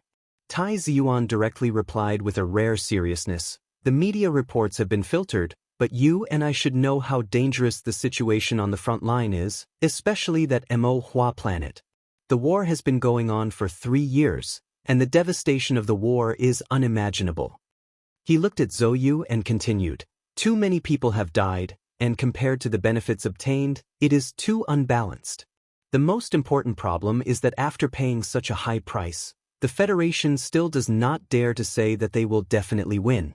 Even if Du Shaoqing has been on the front line all this time, they still cannot win, so there is no reason to continue. The Empire's people's attitude toward war is different from ours. When faced with a dangerous situation, they can directly throw in lives, fighting with flesh and steel. However, they have more than 100 billion people. Can the Federation kill them all? Zhou Yu thought for a moment and said with a frown, as long as there are enough crystal mines, enough to support the regular cruising of 3 integrated fleets, the Federal Fleet will be able to lock down Mo Hua planet. When the Empire's troops on the surface are isolated, the Empire's rear troops will not be able to continuously resupply, and your pessimism will be meaningless. The prerequisite is that there are enough crystal mines. No one in the Federation knows the situation of the crystal mines better than I do. Tai Ziyuan said, the extraction of the crystal mines in Galaxy X is half a year later than expected because of the government's strong infiltration 3 years ago. Even if this situation did not happen, it will take at least 2 more years before it can be mass-produced. How can we drag this out? How many more people will have to die to drag this out? How could the Empire just watch this happen? When that time comes, X3 will definitely be the second Mo Hua planet. People are bound to die in war. Zhou Yu frowned slightly and said unhappily, you know that I grew up in a military compound. As a child of the military, I will definitely be mentally prepared to sacrifice myself for the Federation. If we retreat because we are afraid of people dying, then we will not fight. That will be a huge joke. Don't forget that I was once a soldier, and a very brave one at that. That is why I have always agreed that soldiers should have some kind of special rights. That is because soldiers need to kill and need people to die. They live in a different river from the normal people. Tai Ziyuan looked into her eyes. Although his speed was slow, his tone was extremely serious. But I have never believed that soldiers have a reason or obligation to sacrifice themselves for a meaningless war. This war has developed to this point, and it is no longer of any benefit to the Federation. Instead, it has become a tool to fight for glory and support for the government. This is very laughable and very sad. He pointed out the window and said, under the influence of those people in the government, and even under the influence of you and me, the current Federation's democracy has begun to become vulgar. Meanwhile, the government has already begun to become shady. Fighting for this kind of government, fighting for the survival of the government, is the greatest insult to the troops on the front lines. Something like power does indeed have some kind of terrifying magic. President Pabre has fallen too quickly, so quickly that it has exceeded my worst imagination 3 years ago. He has begun to enjoy the pleasure that power brings. Tai Ziyuan gently rubbed his forehead and said with emotion, just like what Chief Editor Bob said, the president has begun to get used to and enjoy these methods. For the Federation, this is a disaster. When secret operations reach a certain level, people will often forget what their original goal was. You all just need power, more and more power, and the more power you have, the less respect they will have. Tai Ziyuan frowned slightly. Looking at the commercial center square in the distance, he felt a faint sense of uneasiness coming from there. His voice was slightly cold as he made his final comment on the government. People who have no respect will often do anything. Because of the Silent March movement, because of the support of dozens of Federation celebrities, including Jian Shu'er, and because of the various dark secrets exposed by some media and online forums, the political faction led by President Pabre suffered a sudden blow in the early elections of the various state representatives. Although the government's public support rate was still fluctuating around 57%, and Pabre's faction still maintained a slight advantage on Parliament Hill, it was conceivable that with the article in the capital's Special District Daily, the government's days would become more and more difficult. In Zhou Yu's view, Du Shaoqing leading the Iron 7th Division to carry the glory back to the country, other than symbolically adding points for the president and the government, it would be difficult for him to provide any substantial help to the current political situation. With the glory of the charter above, the military could not directly participate in political affairs. Therefore, after hearing Tai Ziyuan's comment that he would do anything, She frowned and began to think about what kind of methods the government and President Pabre would use to suppress the current wave. Don't forget the beautiful clothes that President Pabre has worn for decades. Tai Ziyuan walked to the desk, dialed a number, and reminded her, he considers himself as the spokesperson of the people at the bottom, so on the surface, there will be a lot of taboos. I believe that he will use the people to fight against the people. After that, he can calmly say that this is the choice and freedom of the people. On the floor below the two of them, the staff members were busy answering the phone. Through the close-range full-frequency communication system, they maintained close contact with the demonstrators on the streets. At the same time, they remotely controlled the dozens of groups on the ground to ensure the order of the silent march. Tai Ziyuan, who had almost unlimited financial support, had organized a team of as many as 700 people. Back when Pabre was running for president, he had done the same. As he lamented upstairs, this was just a reaction. Because of their professionalism, their efficiency was extremely high. The entire team's organization of the silent march could be said to be perfect, especially after they entered Planet S1. The march from the port to the capital was in good order and the atmosphere was calm. Even the government-controlled official media couldn't find any problems. It had become a carnival of peaceful political expression for the people. Therefore, although the staff members were working hard, their expressions were very relaxed. At this moment, the department head received a call from the Crown Prince upstairs, followed by the first-hand news from the street. His expression suddenly became extremely serious, and the staff members who instantly grasped the situation rushed to the window in shock. With an expression of disbelief, they looked at the intersection of the 5 main streets of Nankashao, the most prosperous commercial square. The procession wearing black masks was greeted by the citizens of the capital of South Kazhou. They waved and smiled, or waved small flags as they jumped and gathered in the commercial square. Later, they would hold a rally here to announce their demands to the people through the media. They would expose the various dark secrets of the president and his government. Even if the media was willing to broadcast, they still had a loudspeaker. Just as the sun was shining brightly, a black mass of people suddenly appeared from the street in the southwest direction. Because there were too many people, it was impossible to tell whether there were thousands or tens of thousands of people. Judging from their slightly tanned cheeks and clothes, they should be locals.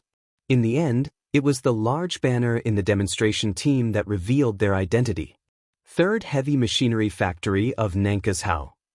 Natu Engine Manufacturing Center. In contrast to the silent marching team wearing black masks, this crowd obviously came to demonstrate. As they walked, they cursed and even used the megaphone in their hands to beat the fire hydrants on the roadside, making a sound similar to war drums. Their momentum was particularly arrogant.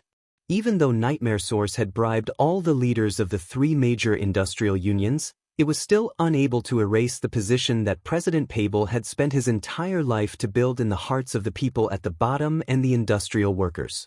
Now, the demonstrators that were swarming to the square from the southwest were obviously supporting the government.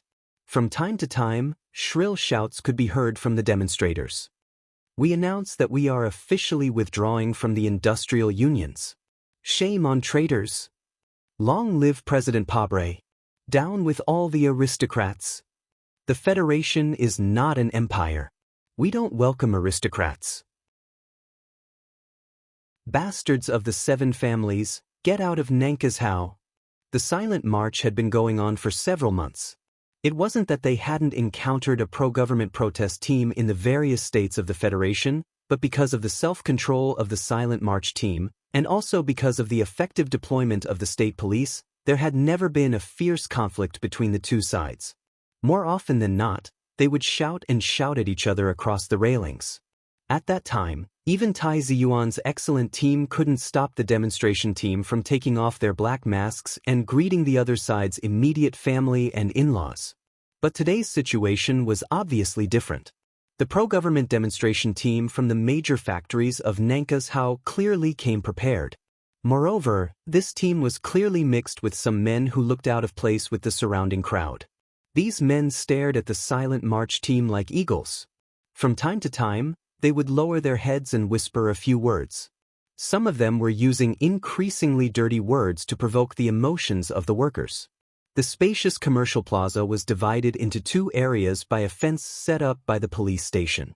The pro-government and anti-government demonstration teams were packed to the brim, looking like a shallow sea full of sardines.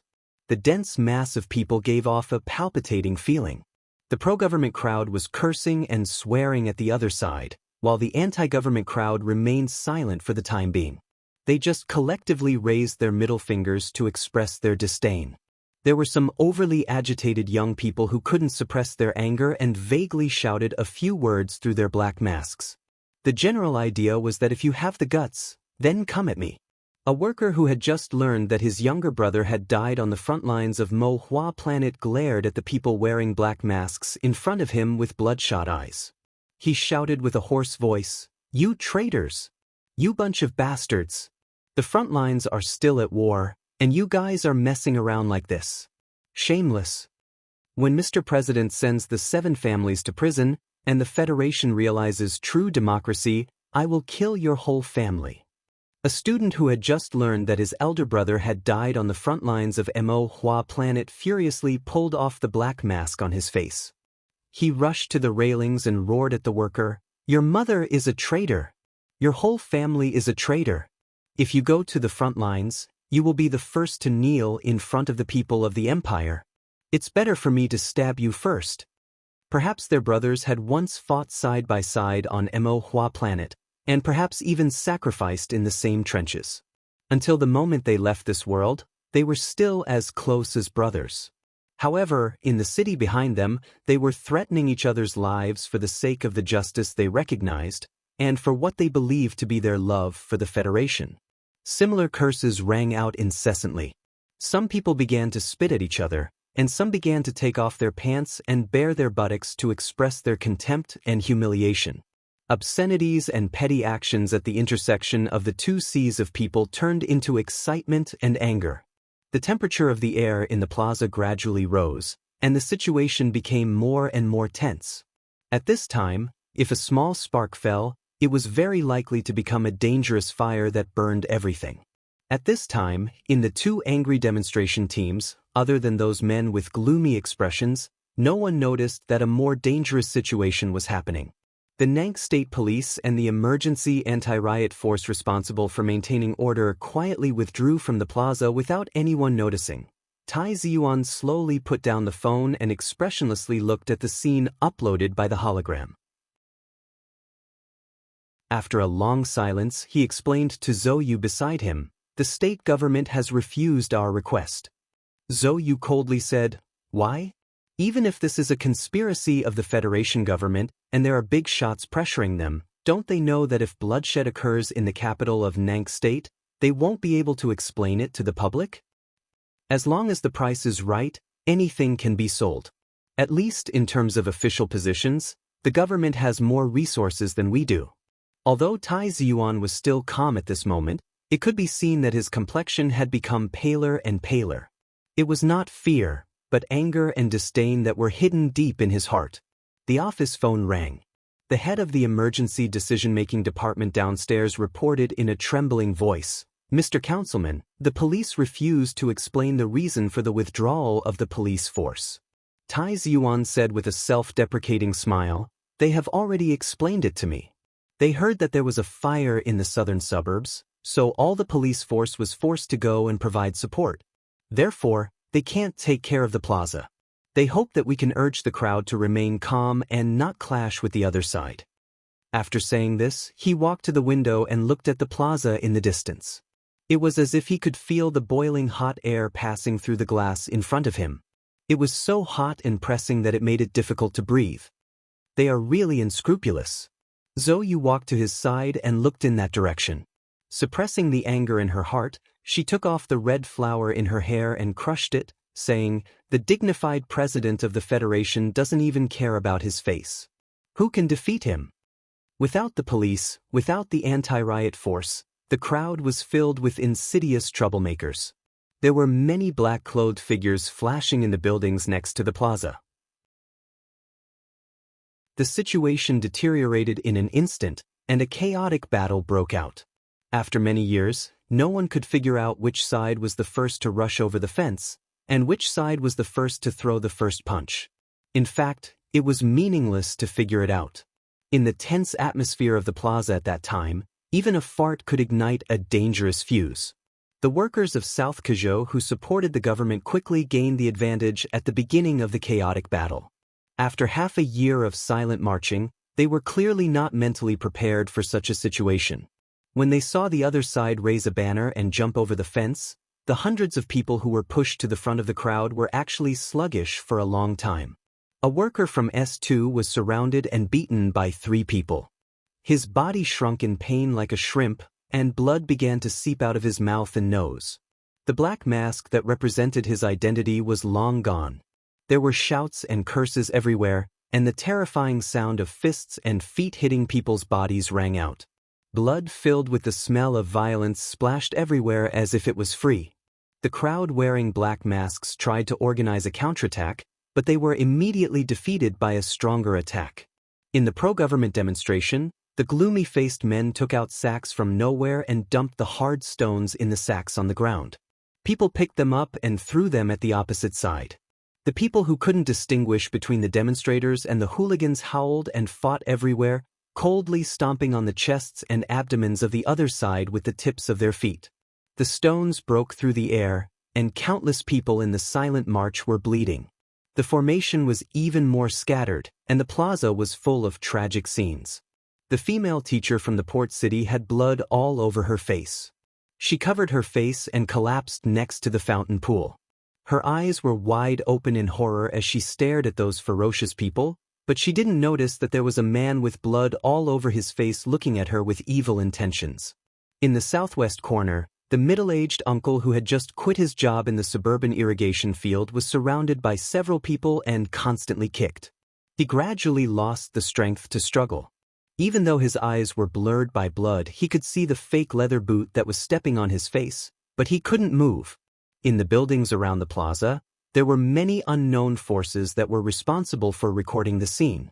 At this time, the cameras that were responsible for recording the scene indifferently turned around and deliberately chose the scene of the angry and helpless people wearing black masks. Further away on the street, a group of military police in plain clothes indifferently looked at the plaza. The official next to them kept talking on the phone with a smile on his face. Suddenly, a large and powerful hand reached out and slapped the phone out of his hand. Then, the hand grabbed the official's throat and turned the latter half of the flattering words he was about to say into pieces of gravel. "I hate people who are long-winded the most." When the military police in plain clothes around the street saw that their officer was attacked, their expressions changed dramatically. They reached out and prepared to take out their pistols. However, when they saw the man who grabbed their officer's throat and saw the shiny bald head, their action of taking out their pistols suddenly became extremely stiff. The bald man was 1.9 meters tall and extremely burly. His face wasn't ferocious and frightening. The subordinates behind him didn't take out a row of submachine guns and point them at the military police in plain clothes. However, the military police in plain clothes absolutely didn't dare to point their guns at him, because he was called Zhang Xiaohua. This was South Dakota. The president wasn't the most powerful, the governor wasn't the most powerful, and the charter wasn't even the most powerful. Zhang Xiaohua was the most powerful. This was the only magical place in the Federation where a triad could be elected as the deputy speaker of the state legislature. So when Zhang Xiaohua released his palm and slowly stroked the eye-catching tattoo on his shoulder with an expressionless face, whether it was the official or the military police in plain clothes, they all felt their legs begin to tremble. Since your people aren't going to intervene in this matter, then you can just watch quietly from the side. Because my people are going to do something. Zhang Xiaohua patted the official's face and then walked toward the chaotic square. In the corridors around the square, more than 30 men in black suddenly appeared. These men accurately found the reporters who were carrying cameras, and very simply and violently used their fists to shut them up. Then, with a sullen face, they dragged their hair and walked through the corridors. "I'm a reporter from the news channel. You can't do this to me. I'm from the Venus Documentary Film Studio. You hooligans, let go of me." Neither threats nor pleas could make the men in black gentler their actions. The reporters were violently tied up and thrown into a dark room. Before leaving, the leader of the men in black introduced himself to the terrified reporters. "We're not hooligans. We're triads." It was as if a magician had cast some kind of spell on the street at the southeast entrance. More than 1,000 men in black holding hard wooden sticks in their hands silently rushed toward the center of the square where the chaotic battle was taking place. A hooligan whose face was covered in blood looked at the female teacher whose face was also covered in blood at his feet. He obtained an unprecedented pleasure from her fear and helplessness. He reached out and rubbed her chest, but before he could experience the next level of pleasure, he felt a sharp pain in his wrist. A wooden stick directly smashed his arm, and then he was ruthlessly knocked to the ground. Looking at the ruthless leather boots that stepped on his face, the middle-aged man closed his eyes in despair. So he didn't see the shadow of a stick floating over, and in an even more ruthless manner, it directly smashed his leg into 3 pieces. The men in black who rushed in from the southeast entrance had cold and silent expressions. When they saw people without black masks, they ruthlessly knocked down with their sticks, causing the red ribbons on their right arms to draw a swift and fierce line. They were relatively few in number, but they were extremely ruthless and valiant. As professional thugs specially recruited from various halls in South Kazhou, how could ordinary people resist their existence? The wooden sticks were all aimed at the opponent's joints. The hard wooden sticks intersected with the fragile human bones, making frightening breaking sounds from time to time. In just half a minute, they broke through to the most tragic center of the square, and then scattered like a bomb. Countless miserable howls sounded, just like before. However, many people, especially the plainclothes police officers mixed in with the parade, felt like they were in heaven when they were fiercely attacked. Zhou Yu frowned and looked at the picture on the hologram. For a long time, she didn't speak. Her fingers slowly rubbed the petals that oozed red juice, and she whispered, "Did you prepare this?" Tai Ziyuan looked at her and shook his head, saying, "This is just a preparatory measure. I didn't expect it to become a reality. If you want to be a different person from Pabre, these people should have appeared earlier. Someone once said that if a person doesn't have dreams, then what is the difference between a person and a salted fish? If a person only has dreams, then what is the difference between a person and a bubble?" After a moment of silence, Tai Ziyuan continued, "He is unscrupulous, so I have to have some means. A pure idealist only has one end, which is to die or be forgotten. In addition, whether or not these people will appear, and when they will appear, is not something that I can control." Then the phone rang. The man in the Federation, who had the qualifications and ability to control this kind of thing, still had the shoulders as steep as a mountain. Although his body was thin, it seemed to be full of endless strength. He was silently watching the picture on the square. In the past, when he looked up to the sky and went out, he, who regarded his family as a broken shoe, silently returned from Bermuda when his family was facing a fatal threat. When life and death were on the line, he silently returned from Bermuda. He gave up the foreign hegemony that he built for half of his life. In the midst of the storm, he carried the name of his family on his shoulders. After watching for a long time, Lin Banshan dialed Tai Ziyuan's phone and said, "When Mr. President doesn't even care about his face, what we need to do is simpler. I'm better at unscrupulous things." You're tuning in to the Passion Pages YouTube channel. We're so grateful for your support, and don't forget to subscribe to join us on this incredible journey through captivating stories. Your generosity through donations truly makes a world of difference, as it's the primary source of revenue that allows me to expand and enhance this channel for you. Thank you from the bottom of my heart for being a part of this adventure.